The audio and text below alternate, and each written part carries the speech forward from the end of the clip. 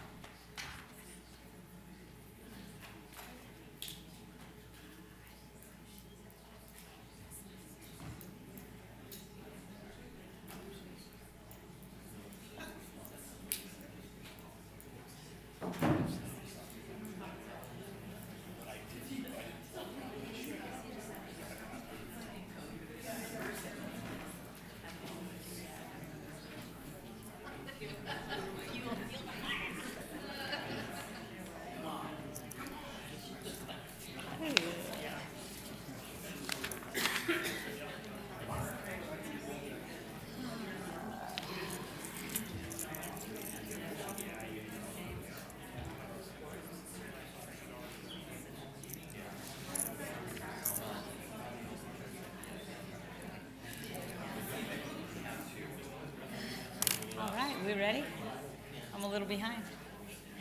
All right, good evening. The time being 7 p.m., I'd like to call this meeting to order. Roll call, please. Mayor Pro Tem Smith. Here. Councilmember Gilbert. Here. Councilmember Patassi.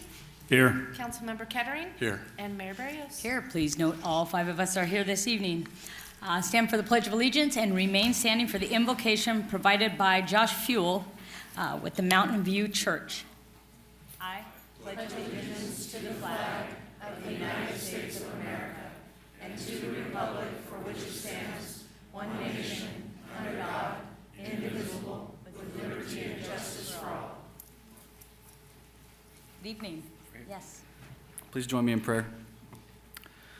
Lord, thank you so much for this city we love, for Oakdale. And in honor of Chamber of Commerce Week, I want to thank you for the businesses that tie this community together and the efforts of the people at the Chamber unifying this community and growing it together.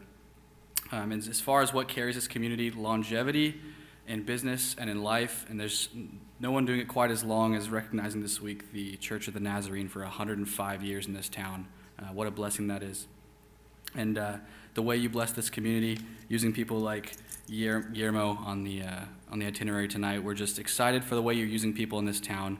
Please bless the hearts and minds of everyone here tonight that we can focus and continue to build each other up and grow this community. In Jesus' name, amen. Amen. Thank you. All right, so we have 3 exciting proclamations and recognizing 3 items tonight. So first, proclamation declaring June 22nd to the 28th as the Chamber of Commerce Week in Oakdale.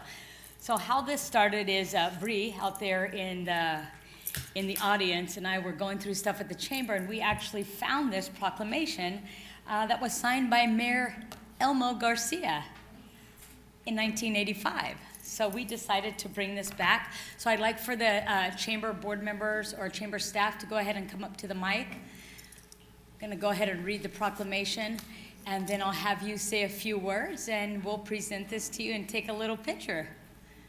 All right, so the business community is dedicated to service both in the public and private sector, and the business community supports and promotes chambers of commerce throughout the state of California. Chambers of Commerce, through their constant diligence, have sought to improve the economy in California by promoting a favorable business climate. The Oakdale Chamber of Commerce has created an atmosphere of community awareness and economic growth and development, which has made Oakdale a better place to live, work, and raise a family. I, Sherilyn Barrios, Mayor of the best city ever, do hereby proclaim the week of June 22nd to 28, 2025, Chamber of Commerce Week in Oakdale, and would encourage all citizens to honor the private sector during that week in recognition of their continued service to our city.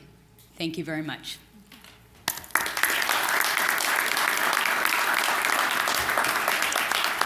So would you like to say a few words, Mindy, on behalf of the Oakdale Chamber? Sure. So Awesome. On behalf of the Oakdale Chamber, we would like to thank you for having us, and we're excited to make next week the Chamber of Commerce Week. I want to take this opportunity to introduce us. So Lindsay and myself are new staff to the Chamber of Commerce. I am the Director of Marketing, actually the Marketing and Operations VP. And Lindsay, I'll go ahead and let you introduce yourself. My name is Lindsay Holmes, and I am the new membership and administrative coordinator at the Chamber. Yes. Awesome. And thank you, Greg Shipman, for being here representing the board of the Chamber. We are excited, and I just want to say that we are here to help businesses thrive. I'm excited to take this new initiative and make it impact the lives of the people that are doing business in Oakdale. Thank you. Awesome. Thank you very much. All right, Wait. hold on. Don't go away. And you got to sit through the whole meeting, too. Yeah. All right, so here we go. Yes. Yeah.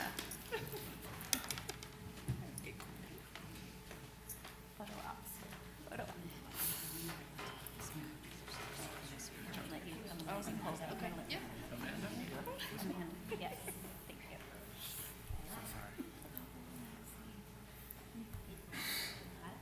Yep.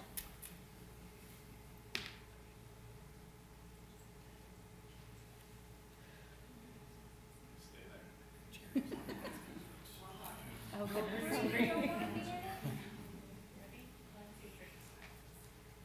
Now, hold on. Wait, we need one. You wish Good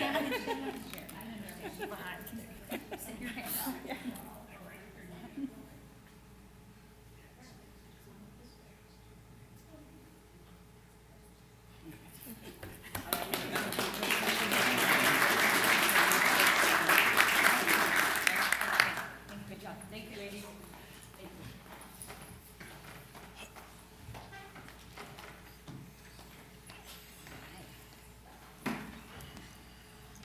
All right, next, Oakdale Family Church of the Nazarene for celebrating 105 years here in the cowboy capital of the world. That's huge, so I'd like for your team to go ahead and come on up.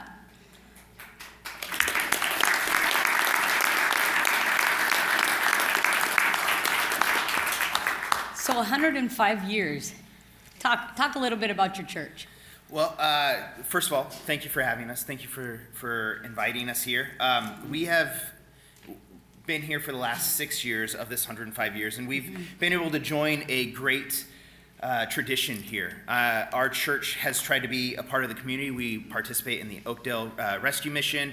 We hold our live nativity every year, bringing people in. We set up all kinds of things around our campus to bring people through our drive-through. But I think one of the greatest thing is we have a tradition of loving people and reaching out. Our vision is to love God and serve others. And so we try to participate in Love Oakdale and different things around the community. And so it's been a pleasure to be a part of this tradition while we're here. So. All right, well, we want to thank you for serving our community and dedicating your life to God and to all of us here. I do love the drive-through nativity scene. That is just amazing. And congratulations on 105 years here in Oakdale. That is absolutely amazing. And keep doing what you're doing.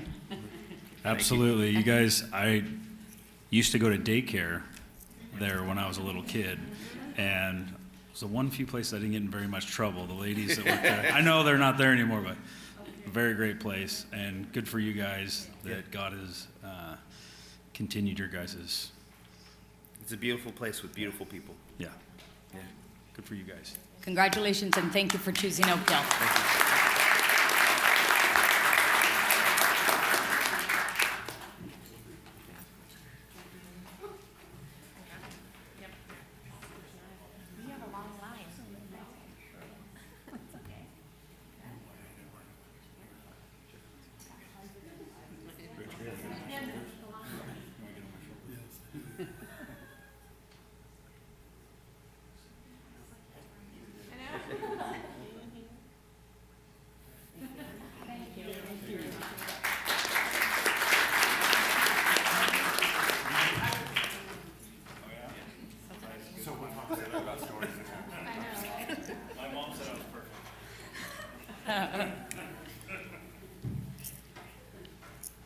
All right, so at this time, it's an honor for me to recognize Guillermo. So Guillermo, please come up to the mic.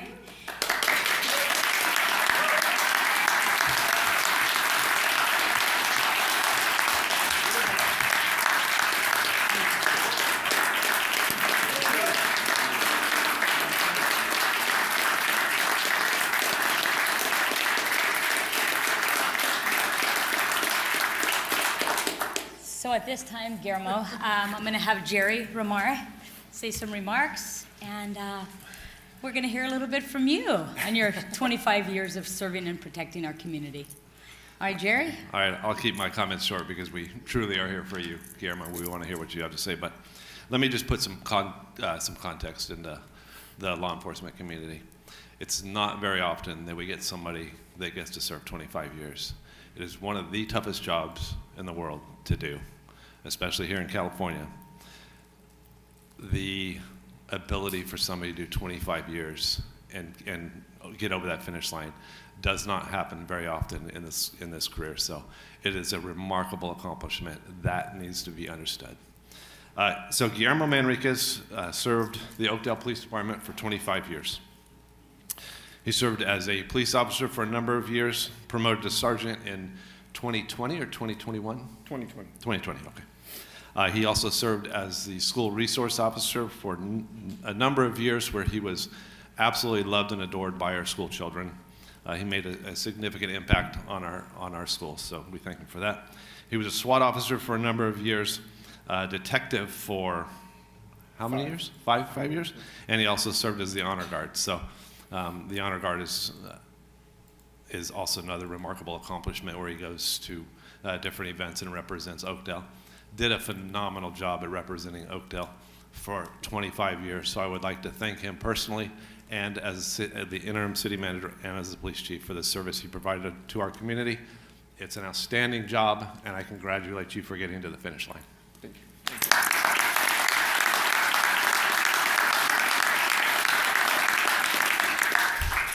We've set aside, You didn't know I was going to ask you to talk, huh? No, we've I set did not. aside 25 minutes for you to. No, I'll make it short. And, wow, I wasn't expecting that. Thank you. First and foremost, I'd like to thank God for letting me, for the 25 years that it is tough. It's a tough job, but I enjoyed every minute of it here in Oakdale. My whole career was here in Oakdale. After thanking God, I'd like to thank my wife, Kathy. Thank you for putting up with me. And also, I'd like to thank my mom and all my family that's here with me.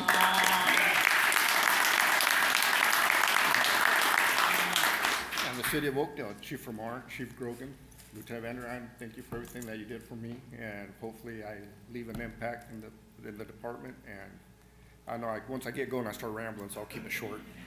So, thank you all. It was a fun career. It was great. I had a tremendous fun, and the community here really supports the law enforcement. Let's keep that going. It was a good rodeo. It was fun. Thank you. Thank you. Don't leave, don't leave. So on behalf of your Oakdale City Council, we want to thank you for your 25 years of service and dedication in protecting our community. We wish you all the best in your retirement and look forward to sharing some of that time with you. I want to thank you just for always being an honest man, being out there dedicated to our community, and just being a friend. So I wish you all the best, and your wonderful wife back there. You have your mama, your family. Anyway, thank you, Guillermo, for all you have done. And like I said, dedicating your life on the line, putting your life on the line for us every day. Thank Sorry, you. this is tougher than what I thought. I've got something to say too. Absolutely. Yeah, it's my turn. Oh, God. Should I sit down? I remember Guillermo as one of the campus officers, and he used to chase me and Andy around and give us that eye when he knew we were up to no good. And you were a major influence on us as young men, and we've always looked up to you. I know I have. I've always thought you were awesome. I knew I could count on you whenever I had something going on and talk to you on campus and all that kind of stuff, and it really impacted me. And you were one of the reasons why I was considering doing law enforcement as a career and draw to do the Explorer program in high school. So I appreciate you. I think you're awesome stud out there, and congratulations. Thank you. Thank you.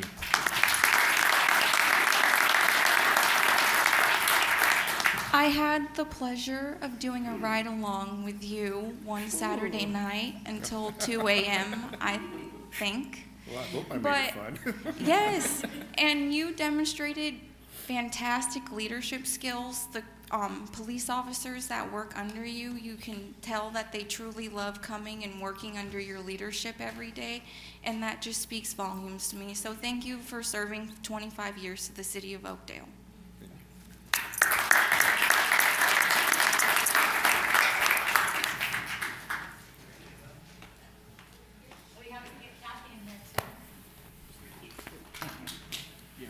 Don't chase me anymore.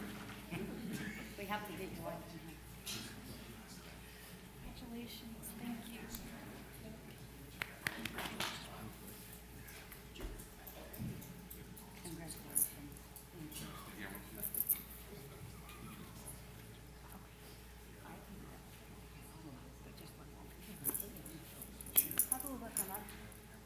All right, here you go.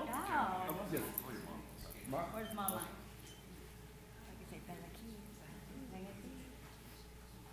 How wonderful to have your mama here.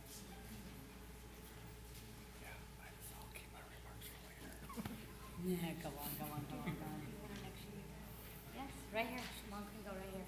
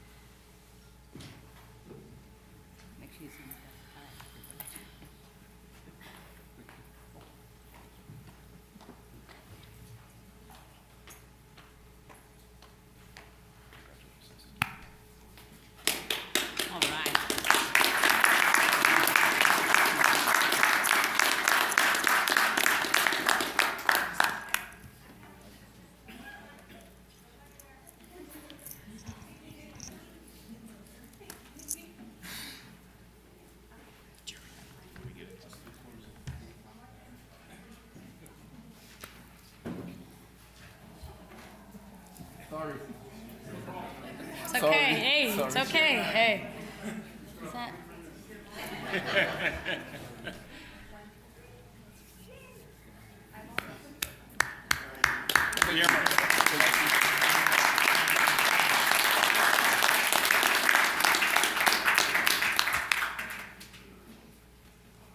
Awesome.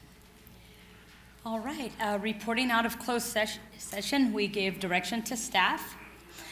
Now is the time for public comment. Anyone wishing to provide public comment, please come up to the mic, state your name, and you will have 3 minutes for public comment.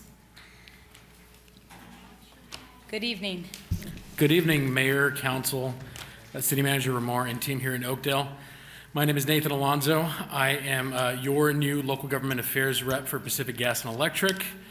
Wanted to come before you to introduce myself and then also introduce Mike Lockhart, who is the leader of our electric operations here in our Oakdale yard. We wanted to introduce ourselves. I look forward to collaborating with the team here in Oakdale, with all of you as elected officials, and get more meaningfully involved in this community. I know that we have challenges here. I know what the discussion is. And my commitment to you is that I will always be available to answer any of your questions about PG&E, our rates, our operations, and what we're doing here in Oakdale. My commitment is that we will be more involved in this community. You will see us out and about. You will see us on the government affairs front. You'll see Mike, our customer, and our regional service model folks. And then my request and my promise to you is to come before this group later on this summer or early fall to talk and give a presentation more meaningfully about our rates, what goes into them, what some of our challenges are, and then some opportunities that we have to collaborate to encourage the legislature and our regulators to help bring down the rates. So just wanted to come before you, introduce myself, and I look forward to seeing each of you and talking with each of you a little bit more out in the community. Thank you. Nathan, thank you for meeting today, and I look forward to seeing that flyer. Absolutely. Thank you all. Thank you. All right, anyone else for public comment? Good evening. Thank you, everyone, for having me. My name is Brandy Kaufman-Hummer, and I'm here in regards to mine and my husband's property at 654 Pedersen Road. Here in Oakdale, we lease the property to Mike Sons. His operations manager, Jennifer, will be addressing you and with some logistics, and Mike Sons will also be addressing you. Our families are third and fourth generation here in this town. I say that not to like push a name or a dollar sign. I say that to show how much we're invested here in our town. We have been dealing with a concrete wall that separates our property from a low-income apartment complex to the north of us. We have dealt with the issues from this wall. We've come to understand that the wall has not been constructed properly, possibly even on purpose to save a few dollars, we've been told. So bottom line, whoever signed off on the completion of the wall is the one that we understand to be at fault for the situation that we have currently. Based on our homework, the City of Oakdale is the one who supplied the inspector that signed off on the wall. This is, if this wall has no membrane per engineering, if it was not completely filled with concrete and is partially hollow, therefore unstable, if this wall has not been built to the standard that the engineer put forth, then the city's inspector should never have signed off on the wall. The company that built the apartment complex already had told us that they have no responsibility with what's going on with the wall any longer. They refuse to do anything to correct the situation besides threaten to sue our tenant for pumping their runoff water back over the wall after one of their supervisors gave him the pump to do so. The masonry company who built the wall has already gone to lengths to protect themselves from a lawsuit, from what I understand. So that leaves our city holding responsibility, hopefully, for something.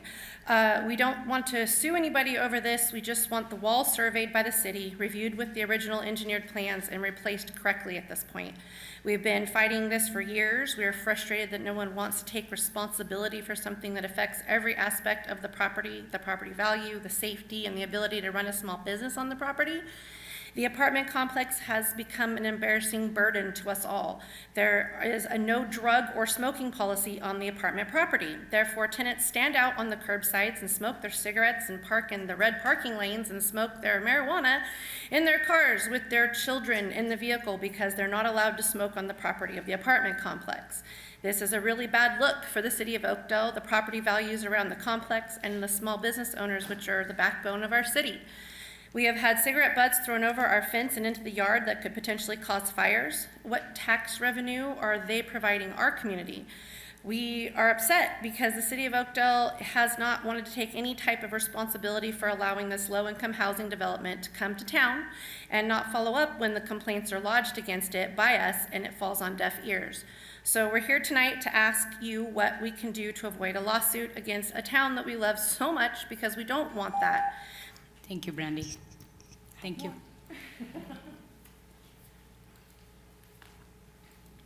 Good evening. Good evening. So I am Jennifer Statzer. I am the operations manager for Mike Sons and Sons Construction, and I'm addressing you all tonight to seek a resolution for the problem that Brandy brought up. Quickly, I wanted to tell you that this has been going on for over 6 years. The wall has infiltrated water into the property and has caused thousands of dollars in damage. And part of the problem is that the land on the other side is 2.5 feet higher, which just makes the situation worse. After investigation, it was found that it was not built to engineering specifications, and the deficiencies are absence of a water damage system reportedly omitted to reduce costs, lack of a waterproof membrane to prevent moisture transfer, non-compliance with engineering plans. As confirmed, the city has had multiple inspections. And despite Mr. Sun's numerous meetings with the city visionary builders and Mr. Hummer, an attempted repair by Dave Hale Masonry, the temporary drainage system installed failed to address the root issue and remains defective. There are some environmental and code violations. Mr. Sons will be giving you all pictures of those. So Mr. Sons has also proposed a cost-effective solution, a dry well on the property to manage water runoff, but it has not been adopted. Instead, the complex provided a pump to redirect the water back over the wall, which has promoted further complaints from some of the residents of the apartments. And so now they are calling every place known to man to complain about the business, which has been very difficult. So here's the request for action. On behalf of Mr. Sun and Mr. Doug Hummer, I respectfully request the following from the city. Investigate the wall's construction, enforce accountability, hold McPhee Masonry and Visionary Builders accountable for repairing the wall to meet engineering standards, address environmental violations, and provide a written response to us to let us know what the city's plan is to resolve this. We really want to resolve this matter in a timely way. It's been 6 years. Thank you for your time. Thank you. Anyone else for public comment? I didn't know exactly what she was going to say. I hope mine's not repeating myself. Good I evening. do have some documentations for each and every one of We you. would give it to Colleen. I would like you to look through those.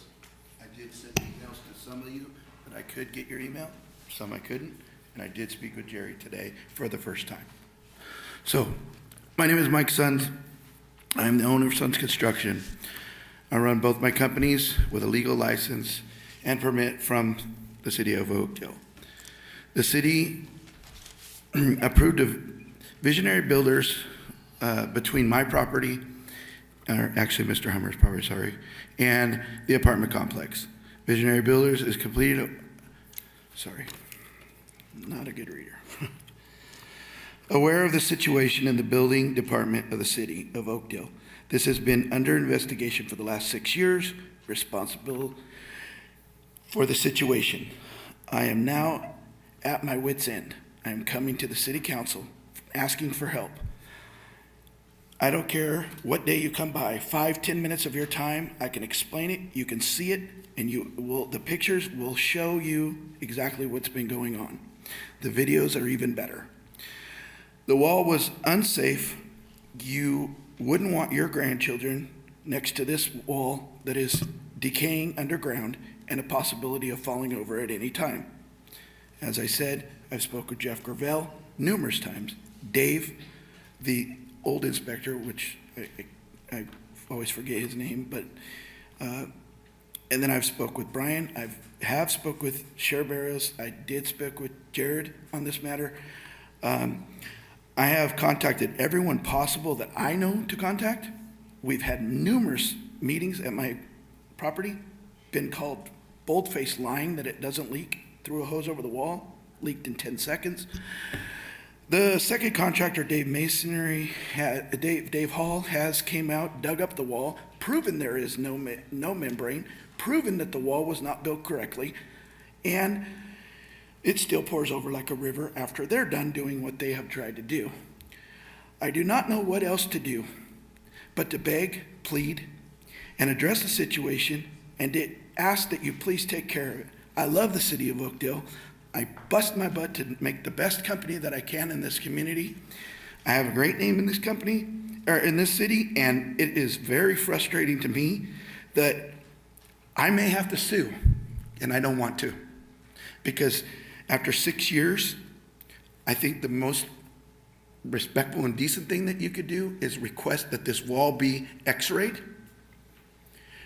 and prove to me that it is built correctly. And if you do that, I will walk away and not say another word. But this wall is not, and this is not going to go away. And I am just completely fed up with the city. And I don't know what else to say. But it is absolutely ridiculous. And when you see, when they're washing their paint buckets out when they built the building and it's pouring into my yard, we definitely have an issue. Thank you, Michael. Anyone else for public comment?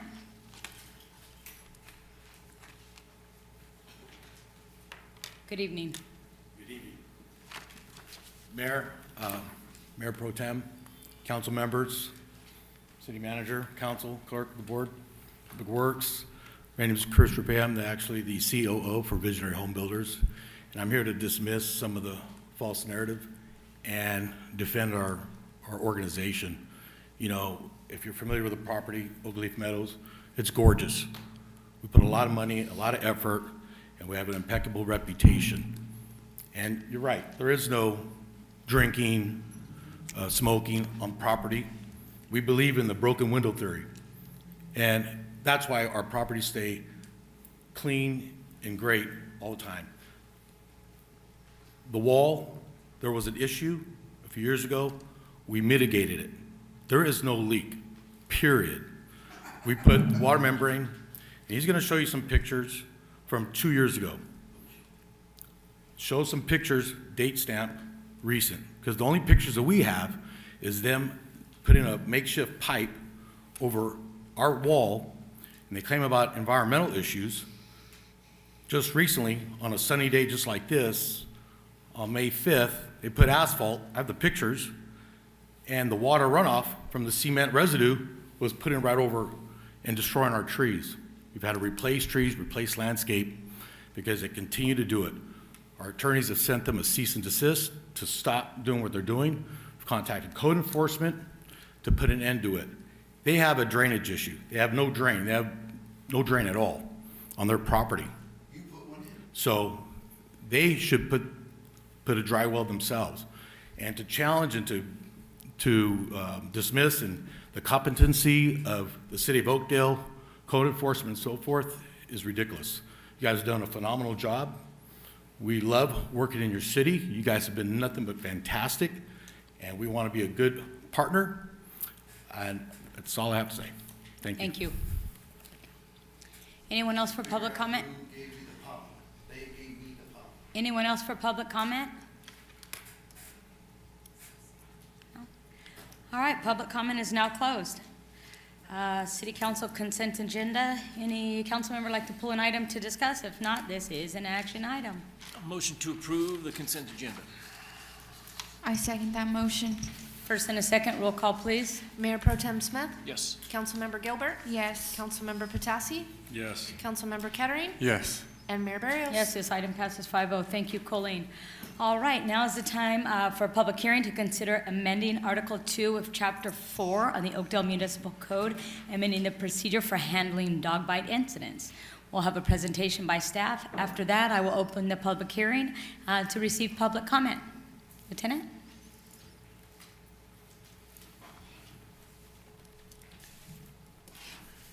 Thank you for having me today, Mayor, council members. This is a presentation on introduction of an ordinance amending Article 2 of Chapter 4 of the Oakdale City Code when we handle dog bite incidents. The current procedure outlined in Oakdale Municipal Code 4-16 mandates that any dog involved in a biting incident must be delivered to the city animal shelter or an authorized veterinarian for a 10-day quarantine. This protocol has served the city well, but lacks the flexibility in certain cases where the chief of police or a designee may determine that the home quarantine would be more appropriate of a response. With the proposed amendment, the city aims to allow the chief of police or their designee the discretion to authorize home quarantine under specific conditions. This adjustment seeks to balance the public safety with a more humane and less disruptive approach for dog owners, while still ensuring that the risk of rabies and other diseases is adequately managed. 4-16, Parent A, Parent 1, home quarantine. At the discretion of the police chief or their designee, the quarantine may be carried out at the residence of the dog owner, provided that the owner can demonstrate adequate means to securely confine the animal and prevent any potential risk to public safety. The owner must comply with all monitoring requirements set forth by the chief of police, including but not limited to daily health checks and inspections by the animal control personnel. Failure to adhere to these conditions shall result in immediate transfer of the animal to a designated animal shelter for the remainder of the quarantine period. The following conditions also must be met. The dog has to have current rabies vaccinations. The bite incident does not involve a severe injury to the victim. The owner has the means to confine the dog at the home during the quarantine period securely. Regular checks by animal control or a designee official are feasible to ensure the compliance with its quarantine conditions. This amendment aligns with the best practices observed in other municipalities which have successfully implemented similar procedures.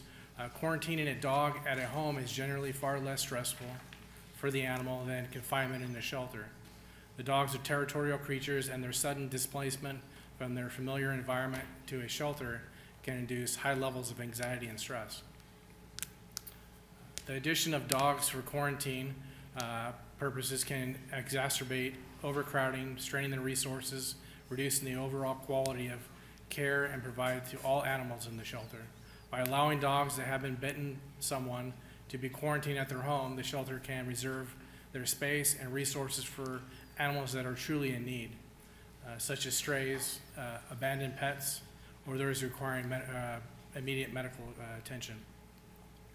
This helps maintain a higher standard of care within the shelter and also prevents the additional stress that overcrowding can cause for all animals housed there.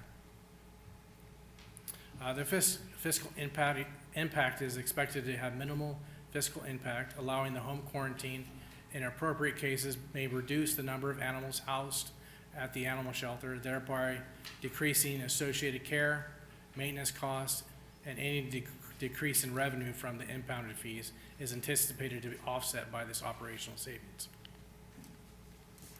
Staff recommends that the City Council adopt a resolution amending Section 4-16, Parents A of the Oakdale Municipal Code to allow for home quarantine of dogs involved in biting incidences upon authorization of the police chief or a designee.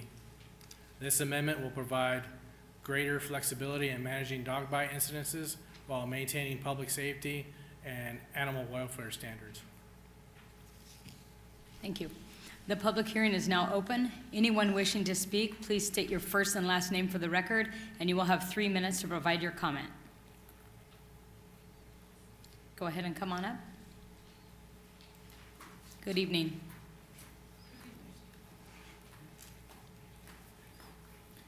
you doing, Bianca? Hi, Bianca Signorelli. I just have one question. Do we have a definition for the dog bite, or is it just going to be a claim that the dog bit? Because I had an incident once where somebody claimed my dog bit them, and my dog did not bite them. This is a public comment period. We're not Yeah. taking questions. Okay. So that, and then I just have one other. I missed 9.6, because that was, you guys just went over it and approved that. Are we never having a public comment period on that?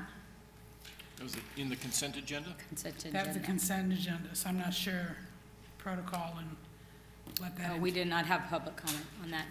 So this is something you guys just do in the previous? Well, each of us reviews the consent agenda. Uh-huh. And this one is allocating a strip of land for PG&E to access on the east side of the new sewer pump station. No, I know that. but it Are you said- requesting to make public comment on 9.6? I am. Tom, would that be appropriate? Okay, well, it I'm says, sorry, I missed your answer. he said Said it's passed, Okay. so I can't. But I just want, as I go, say, it says consider, but if we're trying to get rid of PG&E, why have them claim that they put in cost? Thank you. All right, any other public comment? Public comment is now closed. I will bring this public hearing back to the city council for discussion. Would a council member like to discuss this item? I would like to applaud whoever came up with this idea because it's full of good reasons. It's full of good things. Let's say, and this is not, to be clear, this is not a blanket thing where everybody gets to keep their dog at home. It's under review each situation. The city, impound fees were brought up. The city was never in it for the impound fees. So even if we lost money on the impound fees, I don't think that is a consideration at all for us. But I think you're right. There is a lot of stress putting a dog, maybe a small dog got a little carried away one day and bit somebody. If it was a minor incident, there's no reason for that family pet to sit in an impound cage by itself at the pound for 10 days. So I'm all for this, and I thank you for bringing it to the council. Thank you for those comments. Just to bring to your attention, I was asked how many year-to-date dog bites we've had this year. We've had 20. The majority of our dog bites are minor dog bites, so the majority of those dogs would have stayed in the family care if they could meet all the requirements. What it's going to do is it's going to open up space for some other dogs maybe to have a little better life in the shelter until they're adopted. And that'll be evaluated by the chief of police and/or like Beth. The chief of police designate. Chief of police has a final. It'd be a lieutenant or a sergeant that's going to make that decision. Good, I love it. Thank you. I only had one question, and I may have missed it while I was taking notes. How and who does the home quarantine checkup to make sure they're following the rules? Is that? It would be who we designate, but primarily it's going to be the animal control officers that are on duty. And if for some reason they can't do it, then we could assign an officer to do the check. Basically, we just want to make sure the animal's there, the animal's not sick, and the animal can't escape to bite somebody else. It's a pretty simple process. Thank you. Thank You're you. welcome. Any other questions from council? All right, would anyone like to make a motion? I'd like the motion to approve 10.1 tonight. I second that motion. First and a second, roll call, please. Mayor Pro Tem Smith? Yes. Councilmember Gilbert? Yes. Councilmember Patassi? Yes. Councilmember Kettering? Yes. And Mayor Barris? Yes, this item passes 5-0. Thank you, Lieutenant, and thank you, Colleen. All right, item 11.1. Okay, good evening, Mayor, members of the City Council. The item before you is consider a resolution approving the fiscal year 2025-2026 preliminary budget, and I'll go over our budgeting process. The preliminary budget for the fiscal year starting July 1 is developed and approved by the City Council in May or June, and obviously we're in June. Then in October and November of the next year, we'll review and approve the fiscal budget from the year before, and then we do a mid-year budget. So the budget structure and overview, there's the annual operating budget for the city includes over 80 separate funds. Many of these funds have special rules and requirements to dictate how funds can be used, and we'll get into that. The three largest funds are the general fund, which is primarily where public safety comes from, the sewer fund, and the water fund. General fund accounts are for general revenues of the city, not specifically levied or collected for other city funds, in other words, sewer, water. General fund accounts for all financial resources of the government unit that are not accounted for in other funds. So it includes police, fire, parks, streets, street maintenance, senior center, animal control, and facility maintenance. And then, of course, the sewer fund operates the sewer, and the water fund operates the water. Those funds have to stay within the water fund and the sewer fund. They cannot be taken out and used elsewhere. And then that's dictated by law. So some highlights. Staff projects that the general fund revenues will exceed expenditures, so the revenues will exceed expenditures. In other words, we'll be in the positive 276,000. That will bring our general fund balance to about 7.1 million, and will maintain our level of 40%. Largest increases in the general fund are associated with cost of living adjustments based on the union contracts that we negotiated about 3 years ago that will end in July of 2026. The 129,000 that you see there, that's the impact that the general fund is seeing, not all of the funds. And then to the fire services contract. In November 21, the city council approved a 5-year fire services contract. And because of the way the agreement was written with the fire department, they recently had negotiations with their unions, and they had to pass along the cost to us, which is only fair. And the year-to-year increase from last fiscal year to this fiscal year is estimated at about 271,000. And then here's the cost breakdown for the MOU increases that were entered into in 2023 up to 2026. So the 129 that you see at the top right is the impact on the general fund. But then if you go all the way to the bottom, based on the negotiations that we had with the unions, the true overall impact is $232,000. Then we have Measure H in 2019. It was approved by the residents of Oakdale. It's a half-cent sales tax. Over 90% of the revenues collected from Measure H help fund public safety services, and I think it's closer to 94%. And it continues to allow the city of Oakdale to provide high-level public safety services to the community. In other words, through the police department and Modesto Fire Department. We're extremely proud of the police department and the services that we provide, and we're extremely proud to partner with Modesto Fire Department for those services. Following are the levels of the funding for public safety services to the community and other services, obviously. So about 59% of the revenues raised through Measure H go to the police services in the amount of $1.66 million. Nearly $1 million goes to fire services at 34%, and then other services at $178,000 or 6.36%. Measure H is set to expire March 31st, 2031. To continue Measure H, I think we would have to put it on the ballot in 2030. And here's a pie chart showing where everything's spent: 59% in police, 34% in fire, and then the remainder is the senior center, community center, street sweeping, and street lighting. And staff recommends the city council adopt the resolution approving the fiscal year 2025-2026 preliminary budget. And with that, I'll take questions. Thank you. I'll open it up for public comment. All right, bring it back to council. Council have concerns, questions, comments? I have a comment.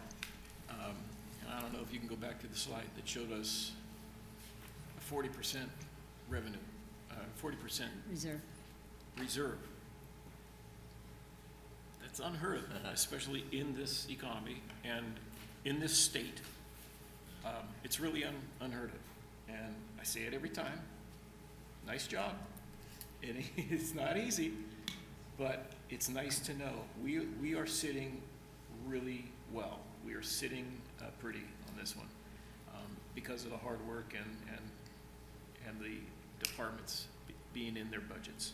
So thank you for the hard work that you do to do this. Can I just elaborate on that? Sure, I'd like please. to explain how it works. Essentially, when the preliminary budget, we started talking about it, the finance director requests input from all staff, and that's when the planning really starts, and that's when the budget really starts taking place, because we have to plan in advance. We take a lot of pride in running the 40% reserve. We want to maintain that for as long as we possibly can. So it's through hard work and planning that we're able to do this. Thank you. Anyone else? Real quick, I just want to say thank you for answering my, I guess, maybe sometimes tedious questions and my late night email about the budget questions that I had over the weekend. They were answered exactly kind of how I expected. I haven't looked through a budget in this much detail since I did my own budget 5 years ago for a county agency, and so it was very well done, and thank you to all the staff. I know the amount of time the staff puts into the budget. And as soon as final budget is approved later on in the year, you guys are going to be working on next year's. It's a never-ending cycle, and I thank all of you for putting this together for us.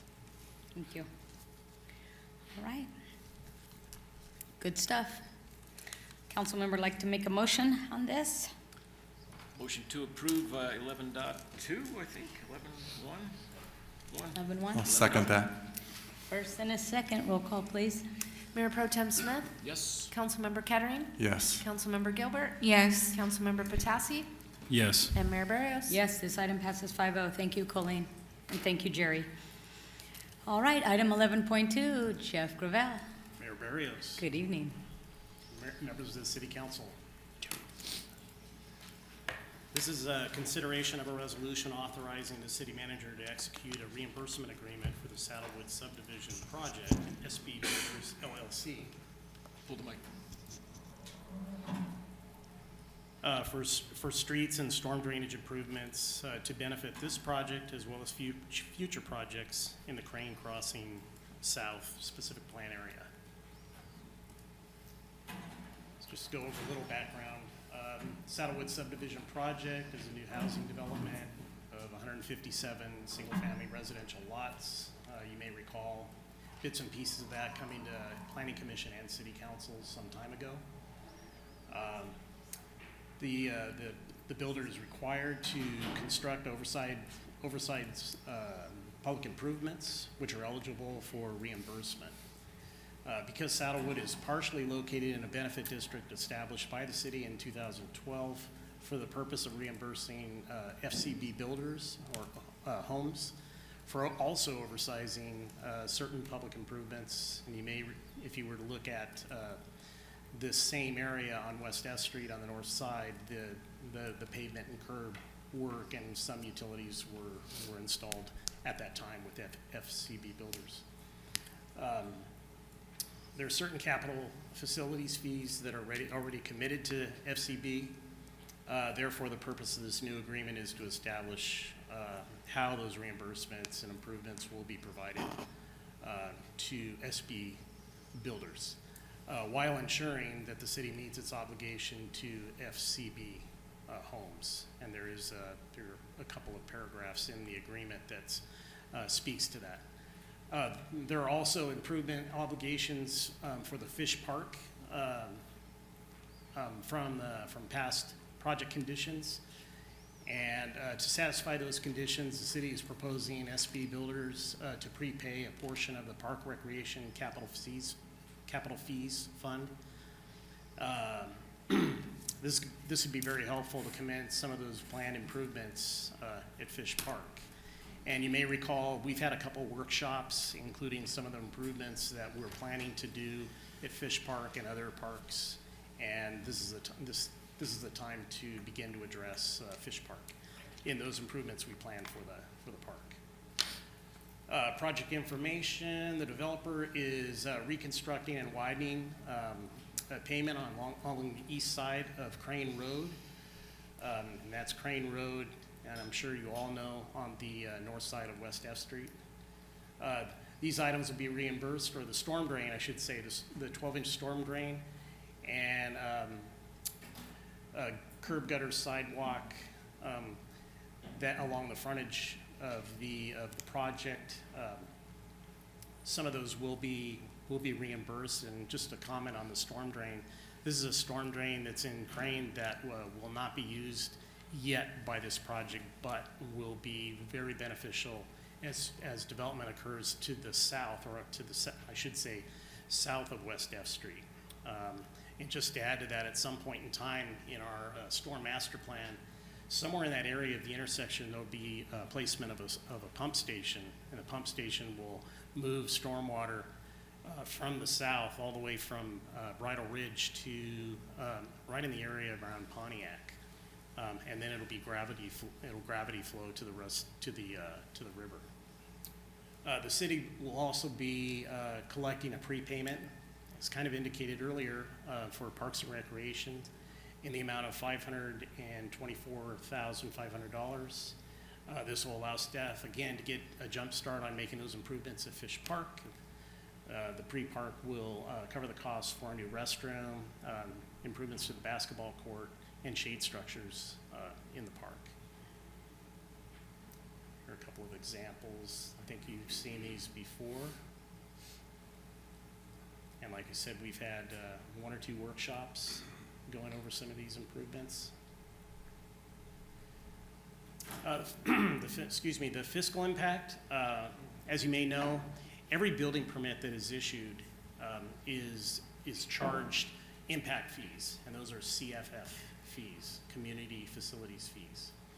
And those fees go to a number of locations in the budget, which include the Streets Capital Facilities Fund, Storm Capital Facilities Fund, and then the new fee for this particular neighborhood or plan area is the CCSB, which is the, I refer to it, and it's referred to also as the plan area fee, but this is the, it just left me what the CCSB is, the specific plan, the Crane Crossing specific plan area fee. When a permit is issued for a home or the construction of a home, there's an impact fee that is charged to that permit. And like I said, that fee goes into an account which is held by the city.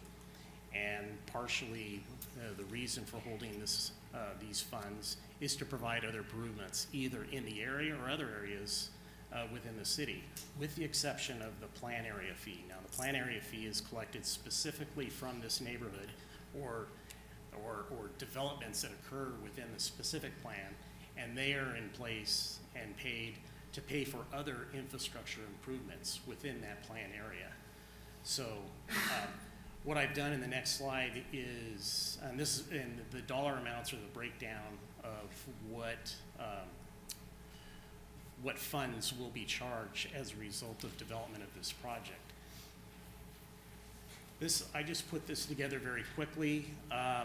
This is kind of it's a snapshot of fees that'll be collected in the Saddlewood project based on 157 DUs, the dwelling units, and each of the fees there, say the CFF fee / DU is the cost per, I would say, permit or dwelling unit.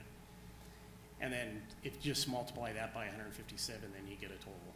And then the impact, the reimbursements that we're talking about tonight are in the proposed reimbursement column. And the remaining balance is on the far right. Now, the remaining balance for everything but the PAF or the plan area fee will pay for improvements that are outlined in the CFF Nexus study, which was adopted by the city back in 2019. There is a long list of projects and improvements that are listed in this document, and there are costs associated with them. And that's how the development of the CFF fee is established. So in the CFF fee DU column, those fees there are established in that CFF document. I would say in the next 6 months or so, we'll be bringing to the council an update of the CFF Nexus study, which will establish or reestablish fees for this purpose. But in the meantime, this is what we're looking at, and this is what we have. So I just wanted to show this, that just kind of showing the impact of the reimbursements that we're talking about in the proposed reimbursement column, and those and that impact on to the total fees that will be collected by this project. So staff recommends the city council adopt a resolution authorizing the city manager to execute a reimbursement agreement for the Saddlewood subdivision project, and the amount, and the total amount for reimbursements is $1,099,372, with $219,000 being funded by the Streets Capital Facilities Fund, $37,650 being funded by the Storm Capital Facilities Fund, and $125,000 being funded by the Crane Crossing Specific Plan or Plan Area Fee. If you look very closely at this, it doesn't add up, and the reason it doesn't add up is because in the breakdown of, and I apologize for not having the table here, but there's a contingency and soft cost that is built into that total amount, which is not shown here. But the plan area fees, the $524,500 to be funded by the Park and Recreational Capital Facilities fee, and if you have any questions, I would try to answer them. I just have one comment. Please confirm that this is the general process of projects as such. Yeah, this is the general process. Yeah, this is a standard process for reimbursing oversizing of utilities and improvements that are done in a project that will serve areas greater than that project location. Thank you. And we just had a similar conversation about reimbursement for the Tesoro development 4-6 months ago somewhere. Yes. So this just happens with developments. It is a reimbursement of funds that the developers paid, the builders have paid into a bucket. We're holding the bucket.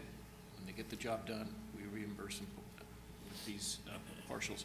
The contingencies, in case anybody cares about it, is the first paragraph of section 2 in this. They were detailed with the extra fees.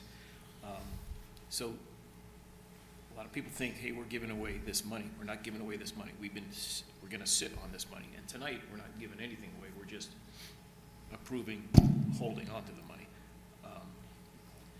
Right? That's correct. And all of this can't happen unless a building permit is pulled. So it's funded 100% by the builder. Yeah. So it's just a matter of arranging it and then placing it where reimbursements are needed, if they are needed. And in this case, there are 2 categories that reimbursements are needed. When we dealt with this months ago with Tesoro, there was a lot of misconception about what this reimbursement was. And I think we just need to make it clear. This is a fund that we're holding on to. We're going to reimburse per our agreements for this development. Thank you. Any other questions? So the section that you're talking about, is it outside of the footprint of the current building site where they did the improvements, or is it along the footprint of the current site? Yes, some of the improvements are, well, the storm drain improvement is on Crane and I believe on the north-south. Yeah, running north and south on the east side of the road. And that won't necessarily be used by this project, but it will be used as future development occurs to the north and to the south. We wanted to get it into the road while it's tore up. Smart. Any other questions? Oh, I'm sorry. not done. Sorry. Yeah. So for future development. Plus you got the fish park stuff, which is outside of the footprint of this. So the future possibility of development, stuff like that, so is there any other developer approved plans or anything along those lines in that corridor that another developer would benefit from if they were to come in? Or is it nothing like that's planned out? Yeah, we don't have any applications at this time. There may be something that I'm not aware of, that the city may not be aware of, you know, in some of the vacant properties around that area.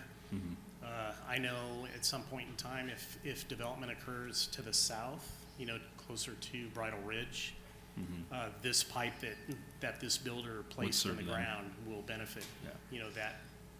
Otherwise, they'd have to come back and do all of it or portions of it to make. And so that's my main concern of like what Chris brought up, the last one, the reimbursement was talked about, you know, because they owned that property already and they had approved plans and maps and everything like that. So that was the heartburn that was associated with that, with me. But I understand where you're going. That was a good presentation. I can add to that too, because I've been in the position of on the developer's side, and in a case where you're expecting reimbursements, you know, if you could look at it like this, you put out a large amount of cash to develop something, and some of those developments that you're installing are not going to directly benefit you, but they are for future development, you know, around and in the area. And if development doesn't occur as a result of your installation of those oversized improvements, you're not going to be reimbursed. And in the case that I was in, that's what happened. You know, when they had the downturn of the economy in 2008, I worked for a developer, and the reason at that time, the reason they shut the office that I worked in is because there was nothing happening. We were selling completed lots, and there weren't any reimbursements. And these improvements are all pretty much an incentive for a future absolutely to come in, makes it more appealing to them. I get it, yeah. And those future developments will pay the same impact fees, and then if they are, in addition to that, if they are within the plan area or the Crane Crossing specific plan area, they'll pay that also, that plan area fee as well. That was my next question, so. Yeah. Thank you. Thank you. All right, any questions from the public? Excuse me, comments from the public? All right, seeing none, this is an action item. Thank you, Jeff Gravel. Motion to approve 11.2. I second that motion. First and a second, roll call, please. Mayor Pro Tem Smith? Yes. Councilmember Gilbert? Yes. Councilmember Patassi? Yes. Councilmember Kettering? Yes. And Mayor Barris? Yes, this item passes 5-0. Thank you, Colleen, and thank you, Jeff. All right, item 11.3.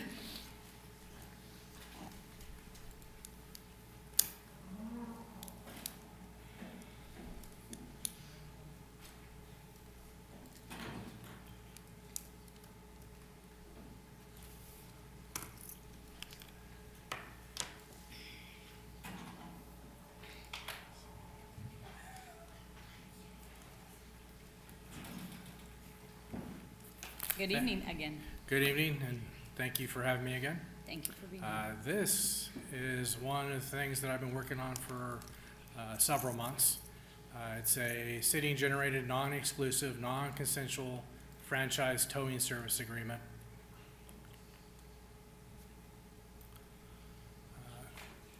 This is a consideration of a resolution authorizing acceptance of new applications for renewals or current applications for city-generated, non-exclusive, non-consensual franchise towing services agreement, and authorizing the chief of police to contract with qualified applicants. The towing services franchise agreement shall be set forth for a 5-year agreement. The city reserves the right to renew automatically our agreement. Either party may terminate the franchise agreement by giving the other party 30 days written notice. In the calendar year of 2024, the Oakdale Police Department embarked on updating and renewing its city-generated towing services contract agreement. This is in response to our current contract that has been expired since 2011.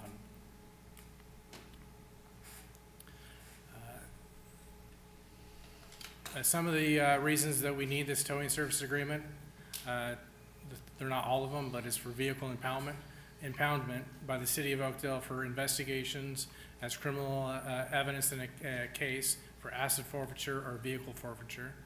Vehicles involved in collisions, stalled vehicles, illegally parked vehicles, vehicles whose drivers are incapacitated or physically unable to drive or have been arrested or detained. Vehicles towed under any authority of the California Vehicle Code or the Oakdale Municipal Code, included but not limited to a 30-day impounds, abandoned vehicles, inoperable vehicles, or abated vehicles from any street, alley, highway, or any other private or public property in the city of Oakdale. Vehicles towed or at the owner's request at preference or non-preference tow through the city of Oakdale or a representative through the Oakdale Police Department. Also, any other vehicle towed or vessel may be ordered by any police officer, police employee, or any employee or agent of the city of Oakdale who is properly authorized to order such removal. This is going to cover the maximum charges. So this is what the towing franchise is going to be able to charge the citizen of Oakdale. So we went away from having sporadic rates to match the current CHP rate. So for example, their tow fees for a Class A tow all the way to Class C tow is going to be consistent with CHP. We thought that would be a more consistent, and as the year this contract automatically renews, is to stick with the CHP. So every time they raise, we would match. The storage fees is the same for when we do outside daily storage, inside daily storage, Class B and C storage, or after hours gate fee. We decided to just go with the current CHP rate. We've also determined that we're not going to charge a franchise fee. So the franchise fee was $35 every time they towed a vehicle for us. That's what they paid. The reason why we came to this determination was that now that we've increased our tow fee release and changed the tow fees to match CHP, it's going to offset that. So it's more easily for the company to digest that, the sudden change. And we've also increased the indemnification and insurance liability. This action will result in no fiscal impact to the general fund. The staff recommends that the City Council adopt a resolution authorizing the staff to acceptance of new applications or renewals of a city-generated, non-exclusive, non-consensual franchise towing services agreement, and authorizes Chief of Police to contract with responsible and eligible applicants. This will ensure the continued compliance and efficient towing operations within the city, enhancing public safety and operational effectiveness. I know it's a lot to digest, but I have answered all your questions. What is the new insurance liability requirements? I would assume on the business auto. Yes, so side. it's going to be, we increased the general liability, it's going to be 2.5 million.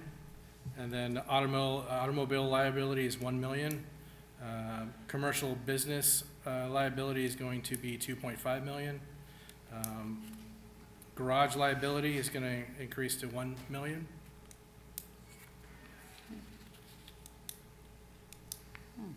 Yeah, Garage keeper's liability? like a garage storage facility. So if something happens inside the facility, Yeah, garage keeper's liability. yes. Seems 1 million is low for a business auto. Since we've updated everything else in our wonderful code for insurance requirements. I agree, Mr. that does Ramar. seem low. 1 million's nothing anymore, remember.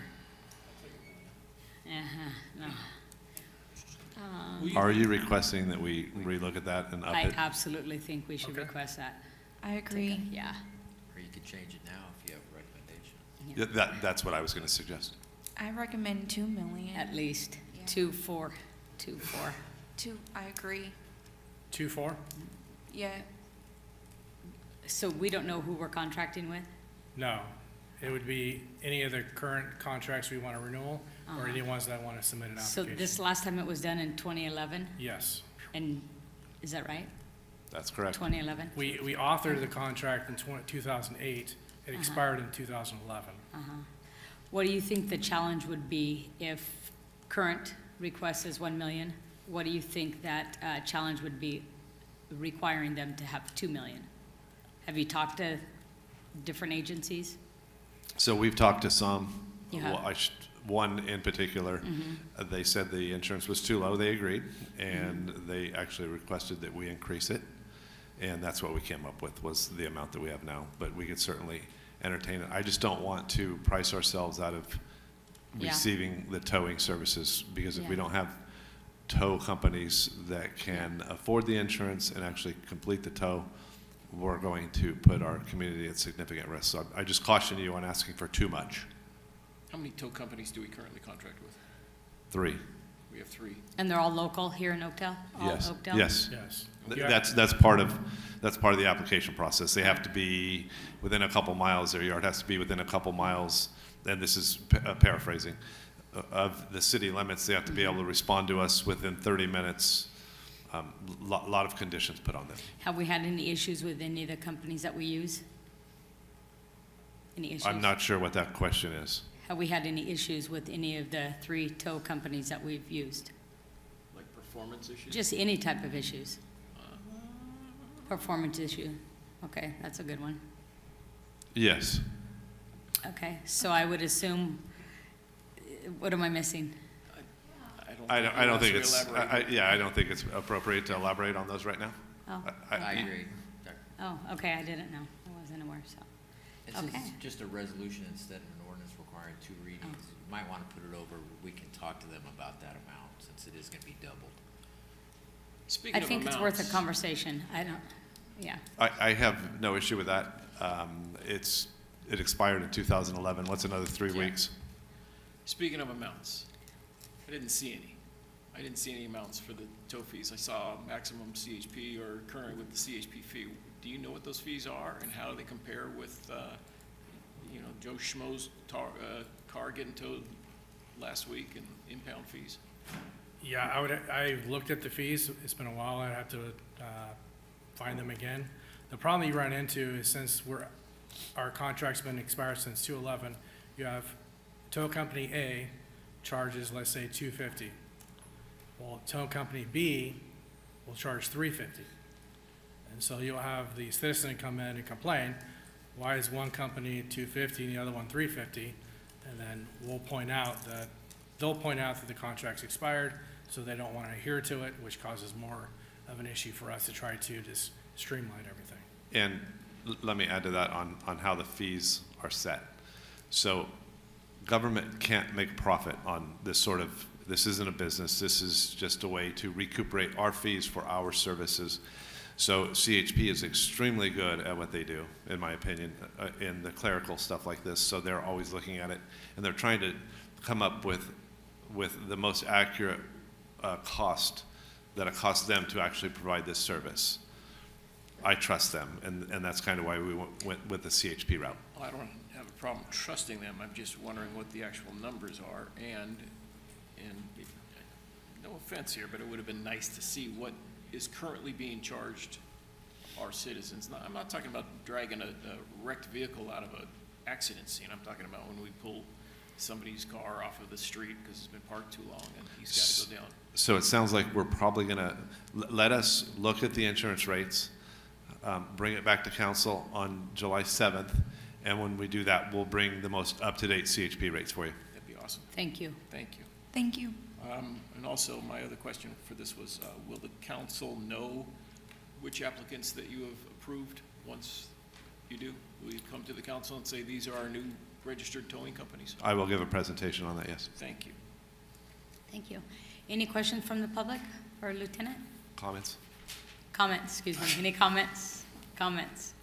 I do know that CHP is way higher than most cities. I mean, I've had a lot of vehicles. So can you look into that? Can you give Yes, us they're going to be higher, and that's why one of the reasons why we waived the franchise fee, the $35? $35. So So just when for you put- clarification, the franchise fee is anytime a tow company towed a vehicle that an Oakdale police officer called for, they had to pay the city of Oakdale $35. And, they pay us every month, so the cost was quite substantial. We've eliminated that to make it easier on our tow companies. Okay, I look forward to seeing that come back to council So are we just going to push this? Are we going to table this until the, July 7th. Yes, we'll bring it back July 7th. Thank you. Okay. But I think we have to vote on that.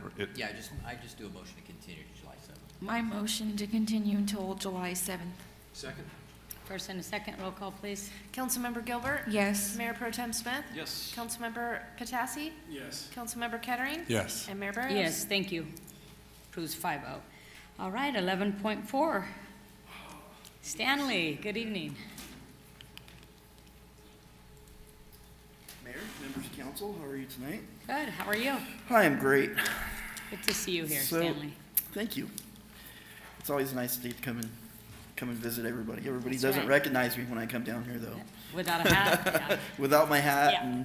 and without, grease on me and things like Yes, that. Yes. So tonight I present to you 11.4, consideration of a resolution authorizing the purchase of one 2024, I'm sorry, let me get to that. Of one 2024 Ford Super Duty F-250 utility truck from Hayden Ford in the amount of $66,383.25 to be funded by Sewer Capital Replacement Fund 621 and the surplus one 1991 Ford Super Duty F-350 truck. So just a little bit of a background on this. So the wastewater treatment plant, you guys have probably all been down there, kind of took a tour of it, stuff like that. So the City of Oakdale wastewater treatment plant is situated on over 109 city-owned acres on the north side of town along Liberini Road. The facility proudly serves approximately 8,200 sewer connections, supporting both residential and commercial customers. The existing wastewater treatment plant utility truck, a 1991 Ford Super Duty F-350 truck, 34 years old.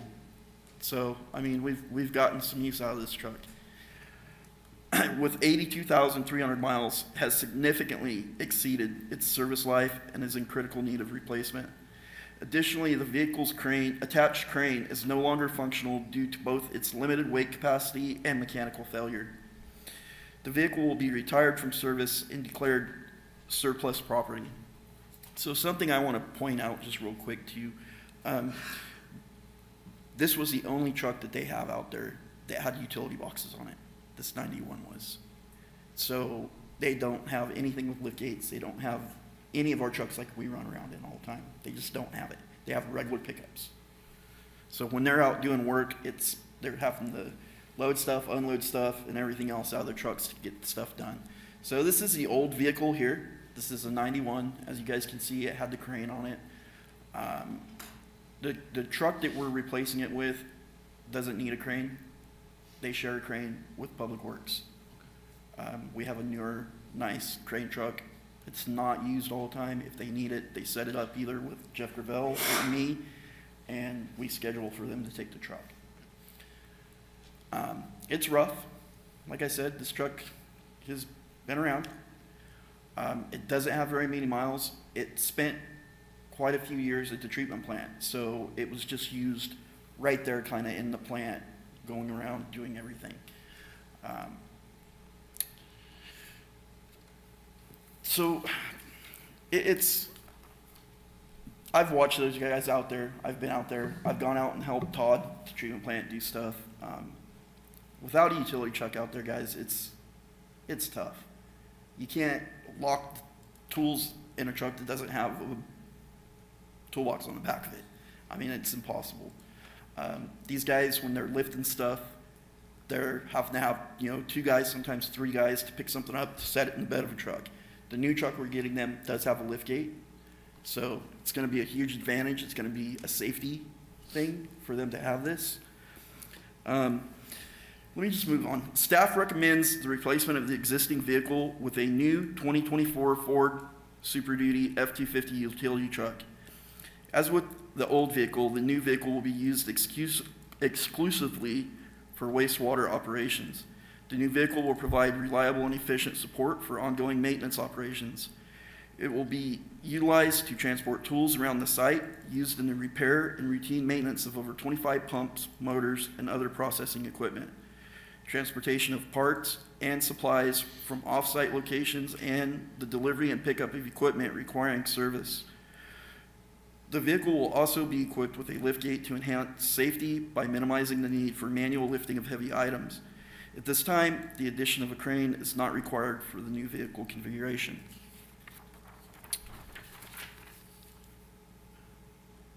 So this is just kind of you guys have seen our trucks, the newer trucks we've got. This is just kind of an example photo of what they would be getting. And we are getting them one with a rack on it.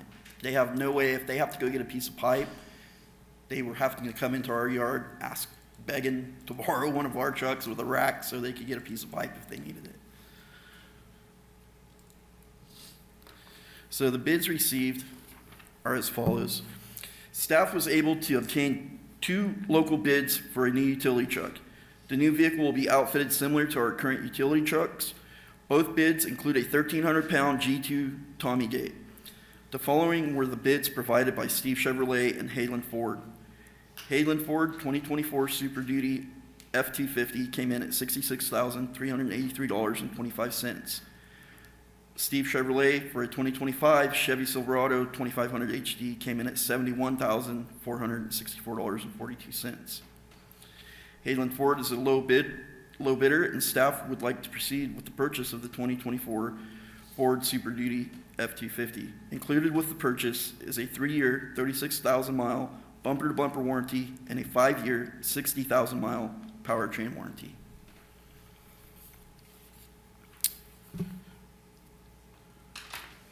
Fiscal impact, the cost of replacing the truck is $66,383.25 and has been budgeted for this fiscal year using funds from the Sewer Capital Replacement Fund 621. This will have no impact on the city's general fund. Recommendation, staff recommends that the City Council adopt a resolution to purchase a 2024 Ford Super Duty F-250 from Hayland Ford in the amount of $66,383.25 to be funded from Sewer Capital Replacement Fund 621, and further authorize staff to surplus the 1991 Ford Super Duty F-350. The 1991. 91. Let's not make age jokes tonight. Surplus. Uh-huh. No way. Any questions from the Truck's public older for than my Stanley? wife. Is that diesel or is that gas? Questions Motion from the to public? approve. I do have a couple of questions. questions from Sure. council? Number one, Steve's Chevrolet was hired. What was the warranty guarantee on theirs? Similar? It was similar. I can't remember exactly what it was. The only reason I'm asking Councilmember is if Smith? it was a 10-year warranty, maybe the extra $5,000 would be, Right. No, and I agree. I don't think it was that. They were pretty similar. similar. Okay, and there's a couple of times in my packet where it says, "At this time, the addition of a crane is not required." Do you anticipate needing a crane? Are you gonna come back to the council and say, "Hey, now we need a crane for our new truck"? I don't anticipate coming back and asking for a crane for that truck, no. Didn't you say there was a shared crane? There's yes. Yes. We have a shared crane truck that is more than capable of doing anything they need out So there. it's not necessarily at this time, it's just an addition of crane is not, Not needed. okay, great, I apologize for that. that's okay. All right, any other questions? Last thing, hate to be Yes. this guy, but No, absolutely. 100% out of the sewer fund, none out of the water fund? Is it Correct. just not, any? Sewer It's, fund. it's facility. waste, yeah. Wastewater is just for sewer fund? Okay. Yes. Thank you, that's it, just wanted to answer that question for you. And much safer for our team. Yes, Safety. no Much safer problem. for our team. Motion to approve 11.4? I second that motion. First and a second, roll call, please. Councilmember Patassi? Yes. Councilmember Gilbert? Yes. Councilmember Kettering? Yes. Mayor Pro Tem Smith? Yes, And Mayor Burrows? Yes, this item passes 5-0. Thank you. Thank you.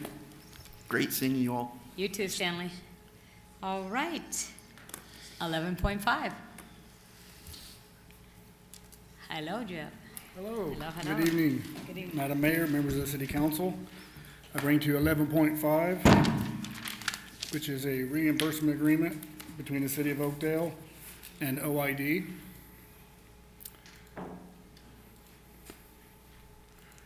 Consideration of a resolution authorizing the interim city manager to execute an improvement and reimbursement agreement for the Oakdale Irrigation District at the Gregor Facility Project in the amount of $282,338.46 to be funded by the Streets Capital Facilities Fund 344 and authorizing the city clerk to file the improvement agreement with the county recorder's office. As a condition of approval for the new Gregor facility, by the way, it's a gorgeous facility. I don't know if anyone has seen it, but their shop is just amazing. It's pretty breathtaking. I'm kind of jealous, actually, but anyway. OID has to install full roadway improvements along their project frontage on Kaufman Road, as well as new water, sewer, and storm drain utilities in the roadway. Work done on the east side of Kaufman Road is considered reimbursable since it's for the opposite side of their project. Work being done by OID for this project includes grading and surface improvements and installing of new curb, gutter, and sidewalk along their property frontage on Kaufman Road. That is on the west side. It will also include water system upgrades such as the installation of 529 feet of water main, approximately 560 feet of sewer, and about 900 feet of 12-inch storm drain, along with 3 new storm drain catch basins as well as new signs and striping. A portion of the street and storm work is reimbursable.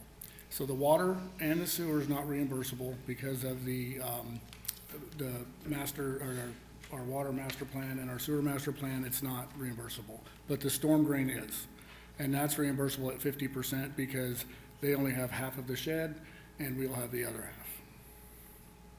That's the current footprint of the OID project, and you can see Kaufman Road on the right-hand side of that.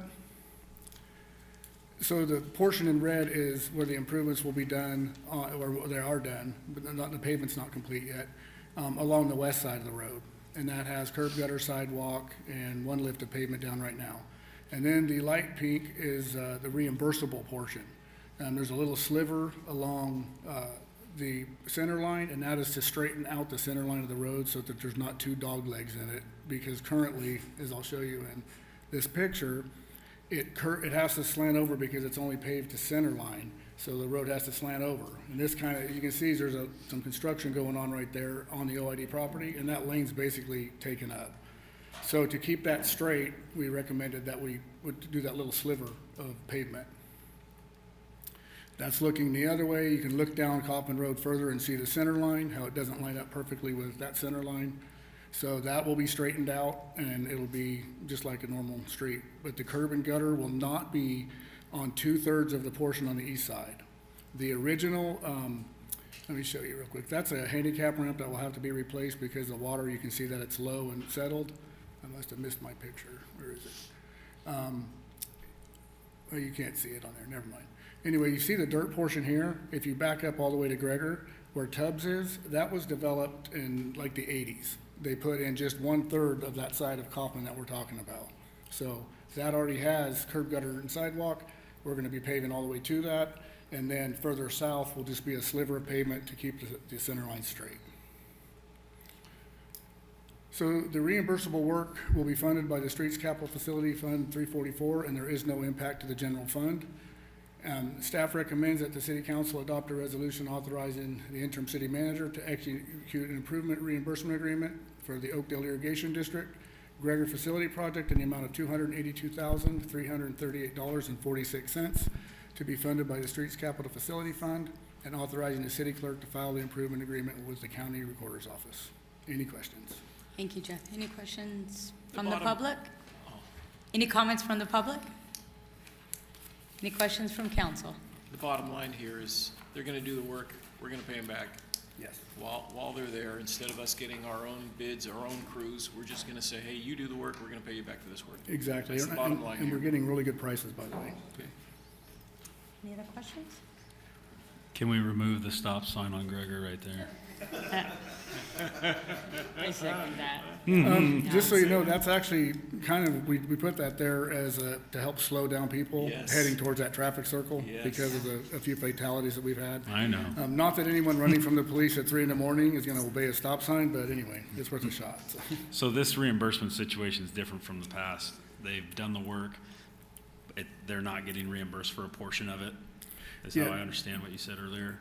The work is almost, it's probably at 50%. They still have to come in and put a second lift on the west side, and they will finish. We had to lower the gas line, was the biggest holdup on that, if anyone's wondering why it's been so long. PG&E just got in there, removed the gas line, city, or replaced the new gas line. City actually removed the old gas line to try to save some money. And then they transferred the services over on the 10th, so we're ready to get going. So Ross Carroll will go in and start the work probably ASAP. So 0% of this reimbursable work has been started. No, not 0%. Like I said, the storm drain's already in, the infrastructure is built underneath, and so we're halfway paved on the west side with one lift, just so we could open the road, so it wasn't closed for the duration of the gas line delay.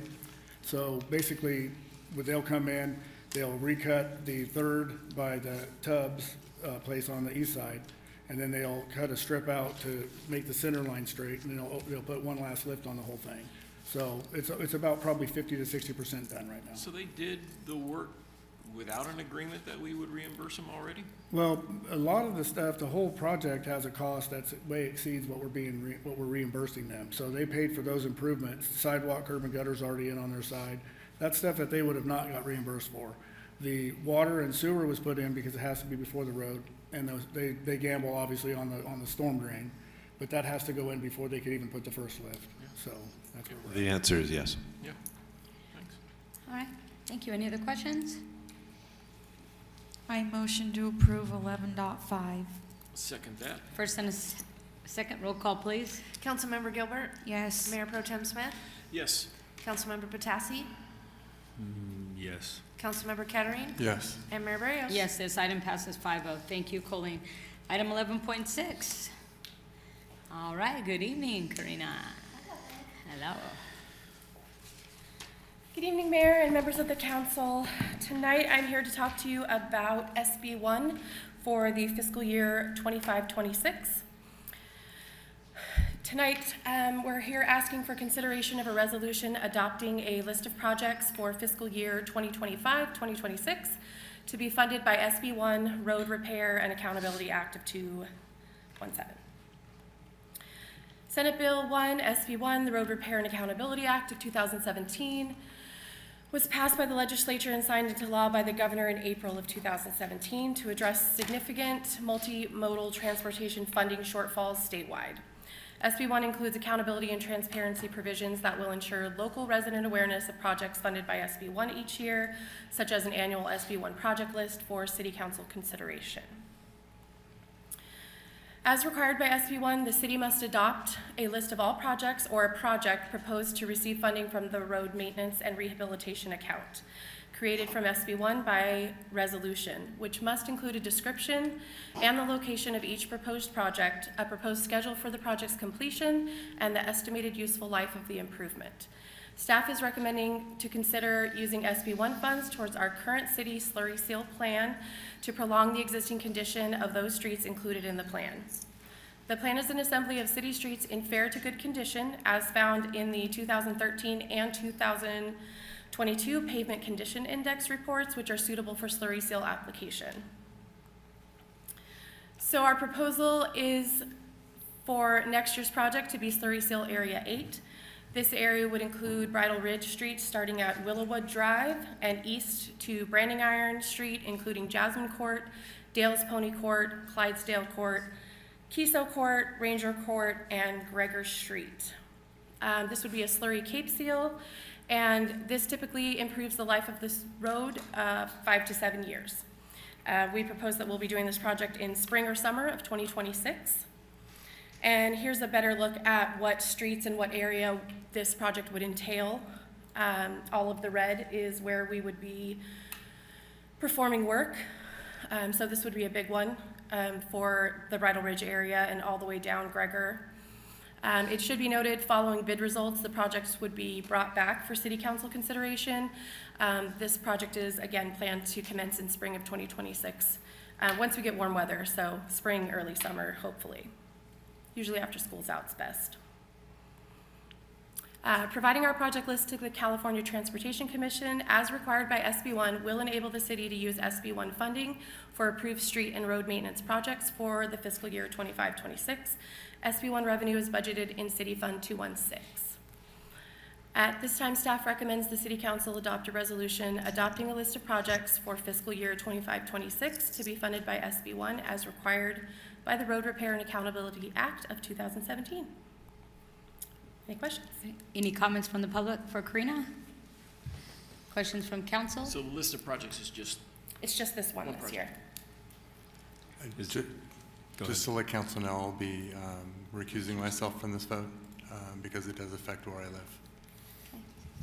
All right. now everybody knows where you live. Google. Just saying.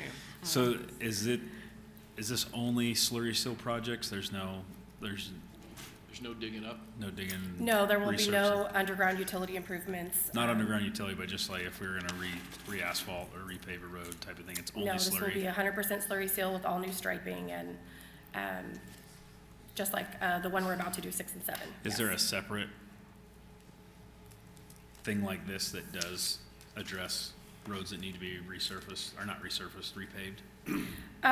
Measure L is typically what we would use for 'Cause those didn't we types of talk roads. about that not too long ago? We're using Measure L on other projects at this time, yes, but those we would bring back in under another cover for you. Got it. Okay, thank you. All right. Any other questions, comments? I'll motion to approve 11.6 tonight. Second? First and a second, roll call, please. Mayor Pro Tem Smith, Yes. Councilmember Patassi, Yes. Councilmember Gilbert, Yes. and Mayor Barrios. Yes, this item passes 4-0. And I want to thank you for always chiming in on social media and sharing the facts. I appreciate that. Setting the This- record straight. Yes, thank you. All right, item 11.7, exciting stuff Okay. happening for our Brennan Park. Yes.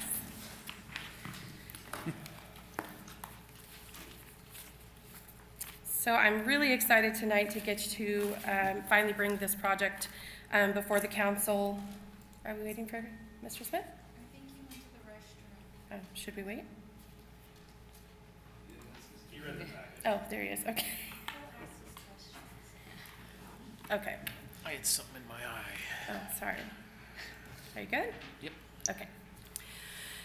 Tonight, I'm here requesting consideration of a resolution authorizing the city manager to execute an agreement with several vendors, so I'll just go through them. We'll have to say them a bunch of times, but the first is Vintage Contractors for the repair and resurfacing of the Brennan Park Court to create a basketball and futsal court in the amount of $114,660. An agreement with Modesto Executive Electric for $88,708 for new court lights, and an agreement with Stockton Fence in the amount of $38,701 for improvement and changes to the court fencing, as well as a contingency in the amount of $35,000 for a total project budget of $277,069 to be funded by the Parks Replacement Fund 549. So a little background, Floribel Brennan Park, located at 349 South 6th Avenue, spans approximately 2.8 acres, formerly the site of the, as everybody knows it as, the old skate park. It is now primarily used for basketball on the existing court. The playground was removed in 2024 due to extensive vandalism. City staff began developing a new site plan to support the high usage of the basketball courts and accommodate the growing interest in our community for futsal. The court surface is currently in poor condition and requires repair, and the park also lacks lighting. Here are our current site conditions. Excuse the little weird green square, but Google Earth still has the playground installed, so I had to cover it up. So right now, we just have grass and the two courts. We do have existing fencing. We have no lighting that exists around these courts, and no other amenities in this area right now. Here's an example of some of our court condition. On the large basketball court. For this project, we'll include the installation of a slip sheet overlay on the court surface after crack and joint repairs and some leveling work. The slip sheet is a specialized ply felt designed to accommodate substrate movement and provides resistance to cracking caused by soil shifts, root intrusion, and moisture. It is the preferred solution for courts with extensive cracking. This will help us prevent just tearing the pad completely out and having to start over. The courts will be finished with acrylic athletic surfacing and striping for both basketball and futsal. And new fencing will divide the courts with access gates installed on each side. Additionally, we will add 4 new light poles with court lighting and controls to be installed, similar to our other lighted courts. That picture there is the drawing of our paint lines. The fencing is not drawn in, obviously, but we would have the fence right down the middle, similar to our pickleball and tennis courts, to give both areas their own space. I did include a little video for you guys on what futsal is, because I had a lot of questions. I'm not sure I can play it from here. Just so you can see what it is and how it's played. Futsal is a short-sided game, usually with a heavier ball, a smaller court, and they use the fences and the walls in order to play off of. So it's a version of soccer, a lot of fun, it's good for training, and we have people playing on that court, futsal, and some of our other courts as well, our tennis courts. Almost every night when we leave, we see them every day out there playing. Can we play that video of the car on fire? I didn't save that one for you. Okay. So this is our vision for the park in the future. As you can see, the courts would exist there in the small court, and then a future playground brought closer to 6th Street in the front, where PD and just general citizens can have a better view of it all the time. So it's not stuck in the back where it would be subject to vandalism like our old playground.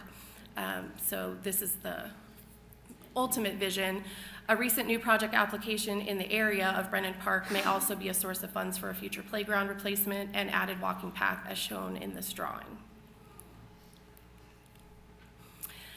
Vintage Contractors provided pricing via Sourcewell Cooperative Purchasing for the court rehabilitation using PlexiPave materials. The lighting portion of this project went out to an informal bid, and the following were the results. Modesto Executive Electric, $88,708. Vintage Contractors, $112,985, and National LED declined to bid. The fence portion of this project was also informally bid, and the following were the bid results. Stockton Fence at $38,701, and we did not receive a response from All Commercial or Gary's Fencing. This is a budgeted project and will be funded by the Parks Replacement Fund 549. Staff recommends authorizing the city manager to execute an agreement with Vintage Contractors for the repair and resurfacing of the Brennan Park Court to create a basketball and futsal court in the amount of $114,660, an agreement with Modesto Executive Electric for $88,708 for new court lights, and an agreement with Stockton Fence in the amount of $38,701 for improvement and changes to the court fencing, as well as a contingency in the amount of $35,000 for the total project budget of $277,069 to be funded by the Parks Replacement Fund 549. Questions? Right now, it's a basketball court, no lights, no fencing. It has fencing. It does have fencing? Yes. Okay, with this update, lights, new fencing. Yes. New court. Will there be a reservation process, or is it first come, first serve? We haven't discussed that. Right now, it's just first come, first serve for basketball on both courts. And futsal? Because I know we have a big soccer community Yeah, for here. futsal, right now, they're just taking over whatever court they can get to. So if they get out there first, they get it. Yeah. Okay. I'm excited about this project. I gotta say, this is Pretty the nice. park that time forgot. A lot of people don't even know there's a park back there. It's hard to miss when you're Yeah. driving Yeah. right by it. So I'm glad to see this. Yeah, and once the other part ties in, that's gonna be awesome.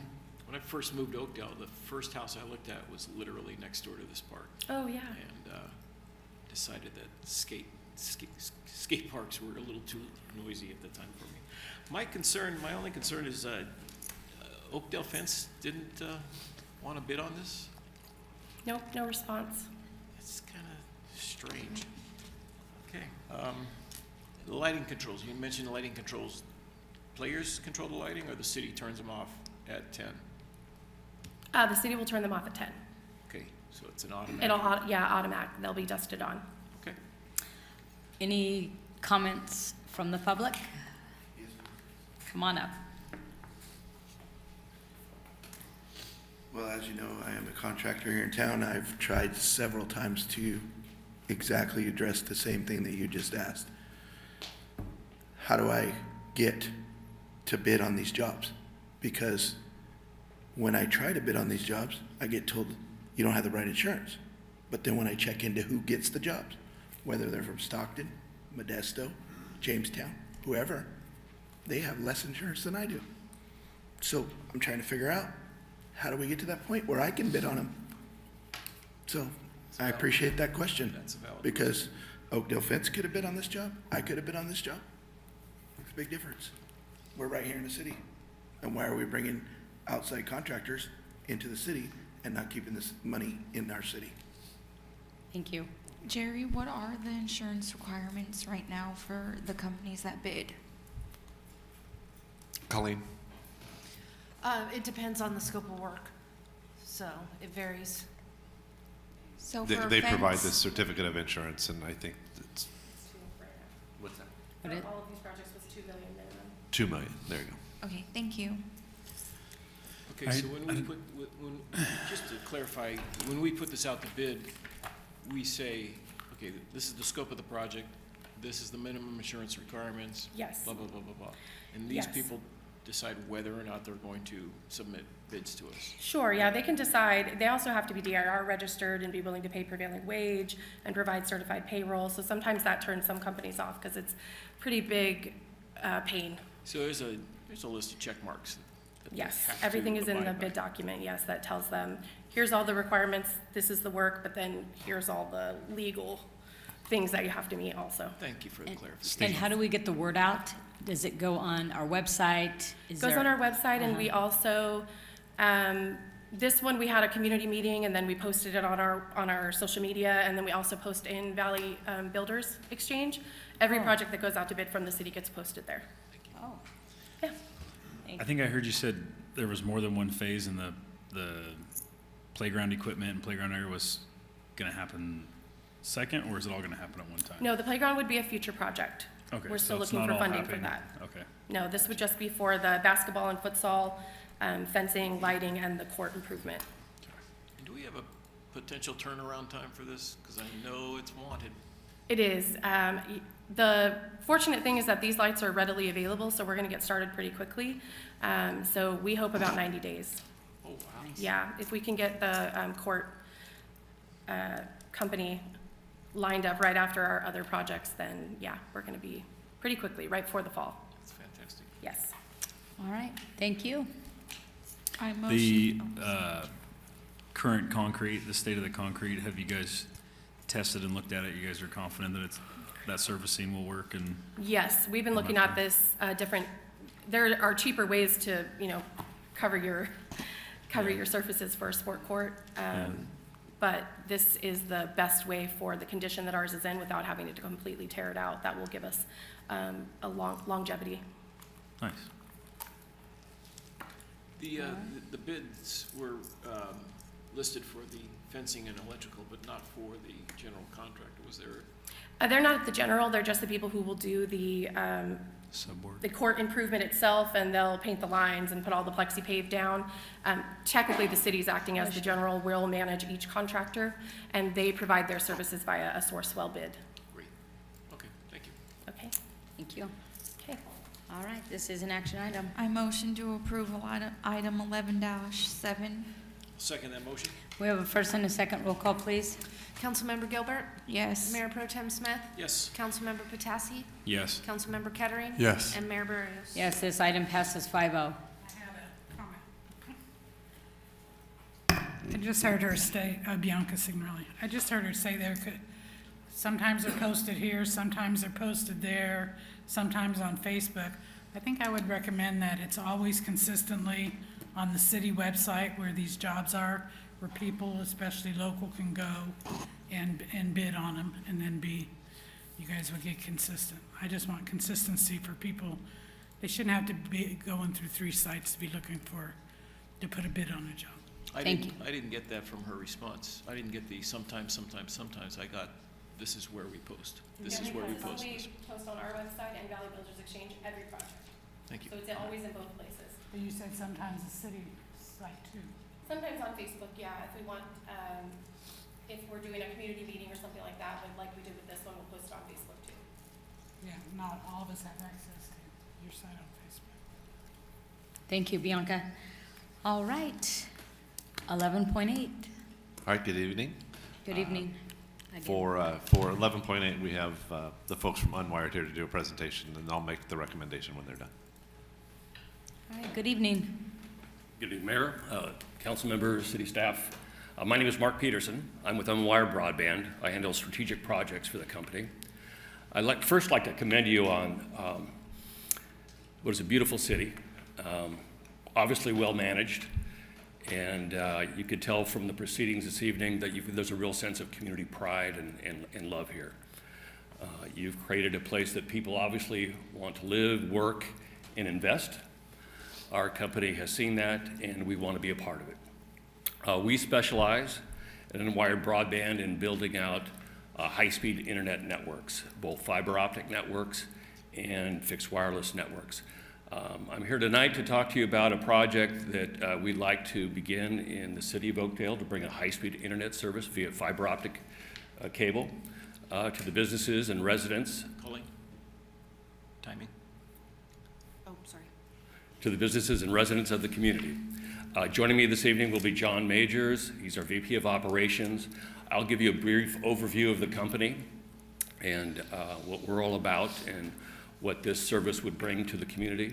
And John will go into a little bit more of an overview of how we go about one of these construction projects in the city to make sure we're aligning with and collaborating with and coordinating with the city and city staff. Do you have the You have the clicker, it's right there. Oh, there it is. And driving, okay. So Unwired Broadband has been operating for over 20 years here in the Valley. We were founded in Fresno, California to serve primarily underserved communities, starting with a fixed wireless solution. We have grown the company significantly since then. We now operate a fixed wireless network that ranges from the base of the Tehachapi south of Bakersfield all the way north of Red Bluff. Our fixed wireless assets, including transmitting from over 225 towers. We have 30,000 customers. I think there's 20-some counties that we operate in, and we have 4 fiber markets we've operated in. We have completed our project, our citywide fiber project in the city of Coalinga. We have projects underway in Gustine, California, in Wasco, and in Parlier. All those 3 projects are set to be completed either later this year or early next year. We've been looking at the Oakdale market for quite a while now in terms of what the services are that are existing today and the number of passings. We're looking at 9,120 total passings. That includes both single-family homes, commercial buildings, MDUs, apartment buildings, that sort of thing. We would be building out and propose to build out virtually everywhere within the city that doesn't have fiber already. And the benefits of fiber internet: economic growth, it attracts new business, enables innovation. The demand for broadband continues and continues. Telemedicine services are available through high-speed internet service and online education as well. We became that, obviously, we were all very much aware of that during COVID. My wife's a teacher and lived through that, and just a need for high-speed internet services for our kids. Our plans, here's an example of our residential plans, 250 megs, that's really a lot of bandwidth. When you think of it, a HD TV can take 5 megabits of download speed, and you've got 250 there, and our lowest price plan at $69.99 a month. All of our plans feature unlimited data, and we don't throttle. The latency is very low, meaning the lag is not there if you're like in gaming or something along those lines. And with our with our fiber network, we can go all the way up to 5 gigs, depending upon the needs of a business in particular. Business pricing, a list there again, up to 5 gigs of bandwidth. Our customer commitment, as I mentioned, unlimited data, guaranteed speeds. It's not like a cable service where they'll say we give you up to a gig.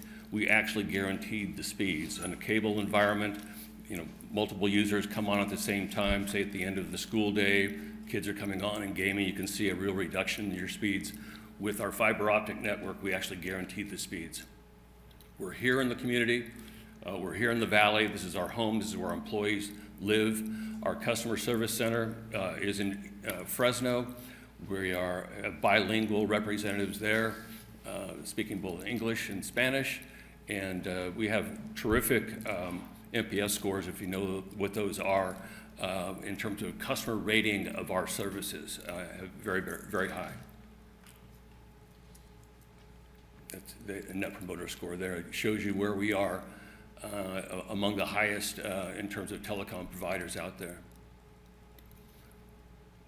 We have a score of 79 compared to AT&T at 15, Comcast at -8. With that, I'll turn it over to John Majors, our VP of Operations. Thank you. So I'll start with our construction process. So one of the reasons why we're able to stand behind the speeds that we offer is because we do a distribution construction. We start with a CO location. We'll determine that location in conjunction with the city. That's where we bring in our multiple redundant backhauls that'll ultimately feed the entire township. From there, we break up the city into what we call DAs, or distribution areas. Each one of those feeds a certain number of customers, and that's why we're able to kind of guarantee our speeds. From there, we go into the design process. We have 3 different kind of key moments during the design. We have a feasibility design. That's where we determine all of the address information, accuracy, parcels, the public utility easement, et cetera.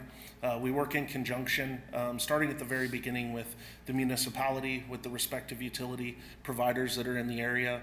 I think it's important for us to do that because we determine where the locations of existing utilities are, potential infrastructure projects that might impact the way that we would build out the construction design. From there, we go into the high-level design. At the high-level design, we get a little bit more granular. We're determining locations of our assets in conjunction with any of the existing utility companies in the city. From there, we go into the low-level design, which is ultimately what we turn in for permit approval. At that point, once we have a permit approved, we start with our pre-construction meetings. Those pre-construction meetings take place with the municipality. They also take place with the locate entities or the utility providers. At that point, we go over a construction schedule. We make sure that the locates are able to be done in a timely fashion ahead of the schedule, so that way we can make sure that any existing utility infrastructure is identified before we start construction underground. From there, the time frame of the construction process, I'll use an example of a city street. So from the time we come in and mark the city street for locates, from that point until we complete construction is roughly 30 days. It starts with the USA Dig tickets, so we mark out the infrastructure. From there, we work with the locate companies to determine that every utility is identified for each parcel. Once we identify those, we physically identify them underground with a process that we call potholing. So we actually will core drill either in the street or the public utility easement, depending on the bore path. From there, we'll hydro excavate down to the existing utility, and then we install a cover until we go in to actually bore. Once we go into bore, we have inspectors that are at each location of the existing utility infrastructure, and they're actually watching the utility as the bore completes its bore profile. We do all of this to ensure a limited amount of infrastructure impact during the construction process. At that point, once conduit is in the ground, we come back through and we set handholds. The handholds are ultimately where we distribute the drops to the customer parcels. And then at that point, we complete the restoration process, and then we pull in fiber and splice it. So at that point, once we complete that for a respective DA, that's when we consider the DA live, and then we're able to actually install customers. The customer installation process is relatively simple. So once a customer signs up, we do a pre-construction meeting with the customer. We determine the path of the drop cable to be installed from the handhold that was previously placed. At that point, we will install that through various means of construction process. Typically, we'll use a vibrating boring machine. It'll open up a 1-inch trench in the ground. It installs the fiber at roughly 12 to 18 inches on the customer's property. And then at that point, we install what we call a NID. That's where the drop cable is terminated on the exterior of the home. From there, we install the ONT, which is essentially the router inside the home. So our construction processes, we have several kind of key partners that we work with. Echo Labs and BRE help us throughout the engineering process. We also work with a company called Accurate Line Locating.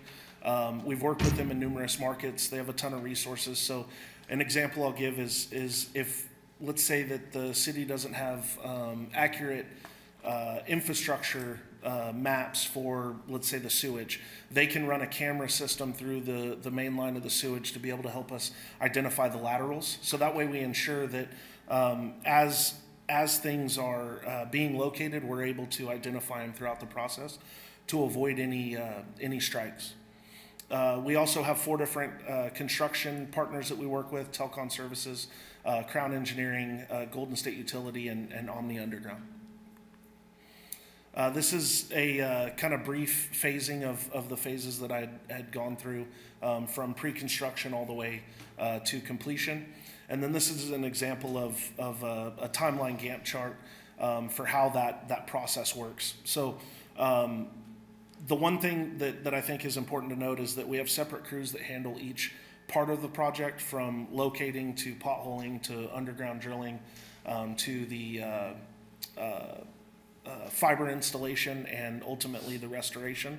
So as those crews come through, let's say a neighborhood, from, like I said, from the time that first crew comes in to the time that the last crew leaves is roughly 30 days. And then benefits, Mark had already gone over, so.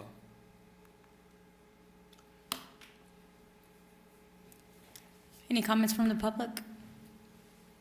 Questions from council?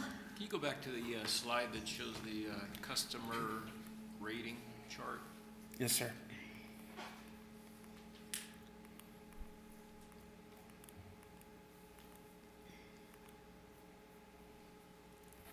See, now, I have a hard time believing that AT&T is so high. I second that. Because I know at this time. there is at least 2 people on this dais right now who are not big, 3 people who are not big fans. And if I gave you my address, do you think maybe we could, I think this is great. And the city's not footing the bill for this, and you guys are investing in our town, which is an amazingly generous thing. It is self-funded by Unwired. There are no government grants associated with it. And so we're not waiting for that process to play out, like for BEAD funding or FFA funding. Depending upon how quickly we can move forward, we could potentially begin the project toward the end of this year or early next year. You made the comment, areas that don't have fiber already. So the areas that do have fiber already, you can patch into their lines? No, our you would network would be ignore completely those. independent. Yeah. You would ignore those areas. Okay. And which, I'm just going to use neighborhoods. Which neighborhoods are you going to decide to? Are you going to wire up everybody in town? This would be a citywide project, with the exception of the areas that already have, I mean, there's certain areas in the commercial district, I think, that have AT&T fiber today. Okay. But it intended to be a citywide project. Those totals that we talked about reflects the city. And this is internet only, not phone? That's correct. But can VoIP be Yes, attached to anything this? that you can do with IP device, security cameras, phone service, streaming. You guys are awesome. Thank you. So if I'll just use myself for example. We have Xfinity Comcast.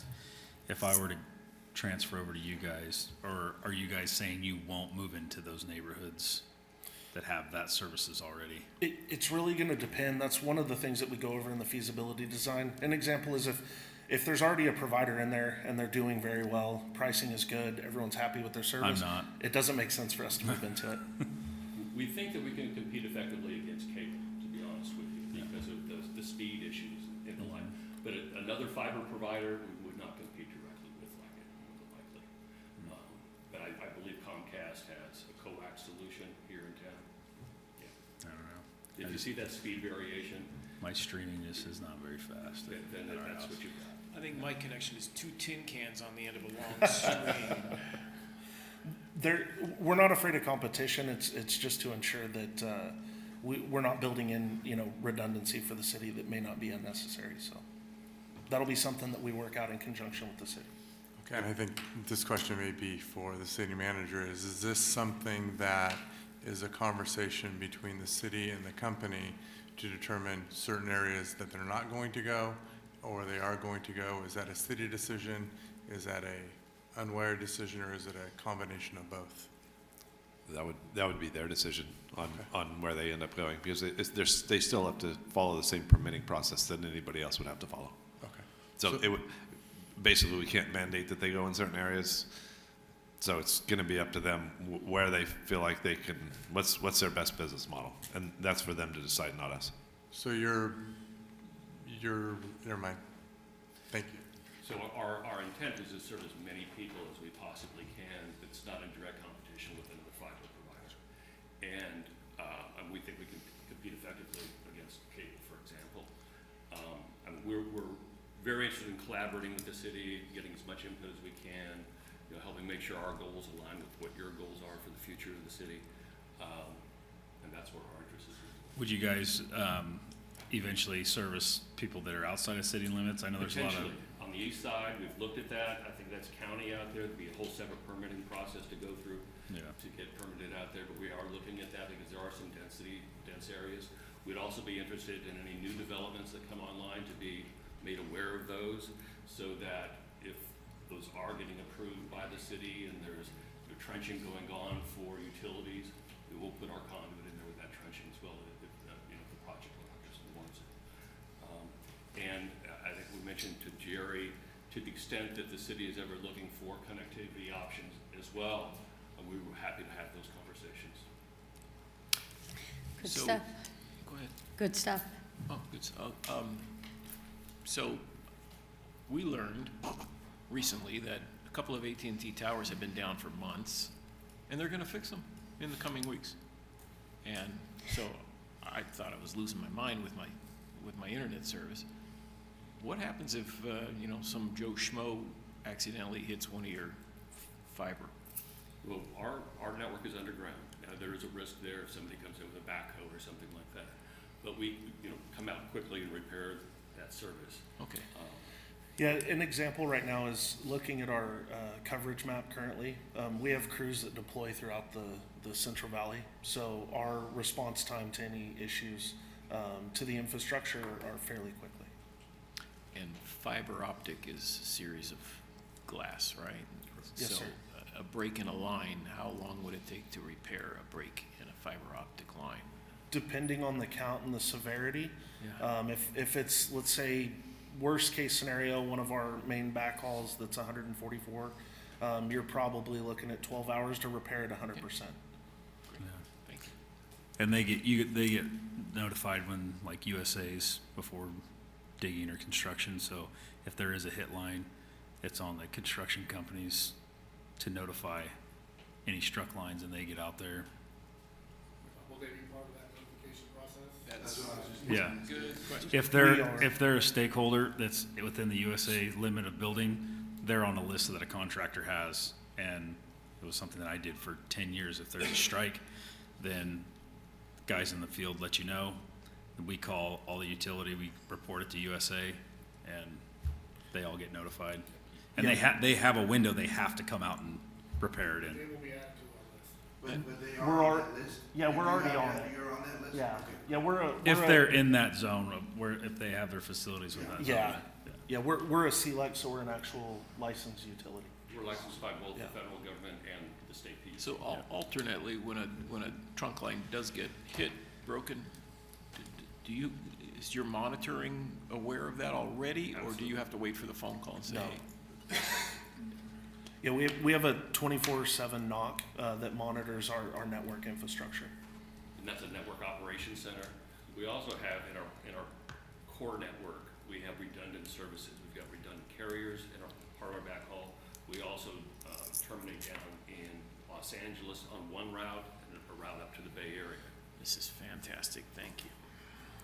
All right, any other questions for the gentleman? All right, bring it back to I will council. motion to, do you have something to say? Oh, I was just going to make the recommendation, but, Oh, I did it. you may. so I think that this is setting up Oakdale for the future. I think it's a good plan. They can't bring in MID or PG&E for us, so. So staff recommends that the city council adopt the attached resolution authorizing the city manager to execute a master encroachment agreement with Unwired Broadband and permit construction of a citywide fiber optic network consistent with city standards.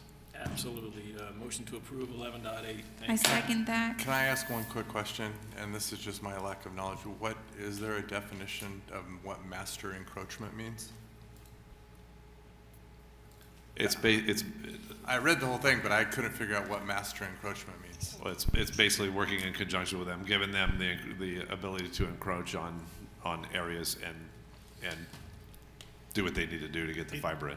It would be a single permit, and it sounds like it's gonna be more or less of a phasing process through the city. Okay. And so that permit and that documentation would hold to those additional phases. Okay. I suspect if there's a need to modify it, then we would need to be in contact with the contractor making those modifications. I would highly Thank you, Jeff. recommend starting on the west end of town, but that's. He explained it much better than I did. All right. Motion to approve 11.8. Second that motion. First and a second, roll call, please. Mayor Pro Tem Smith, Yes. Councilmember Gilbert, Yes. Councilmember Patassi, Yes. Councilmember Kettering. Yes. And Mayor Barrios. Yes, this item passes 5-0. Thank you, Jerry, Thank for you, bringing this up. gentlemen. Thanks a lot. All right, 12.1. Nothing more to report. All right, any council member have a item they would like to? Just one thing, tomorrow, the Garden Club, future president Mike Moore, sitting right there in the white shirt, tomorrow, 10 o'clock at the, help me, Methodist Church? On Poplar, 10 o'clock, all are invited for the Garden Club. Anyone else? All right, see you on July 7th, are we doing 7 p.m.? The next meeting will be our last 7 PM. Yes. So So that will be three the- weeks, 7 p.m. All right, and then have a very wonderful 4th of July. Meet and adjourn.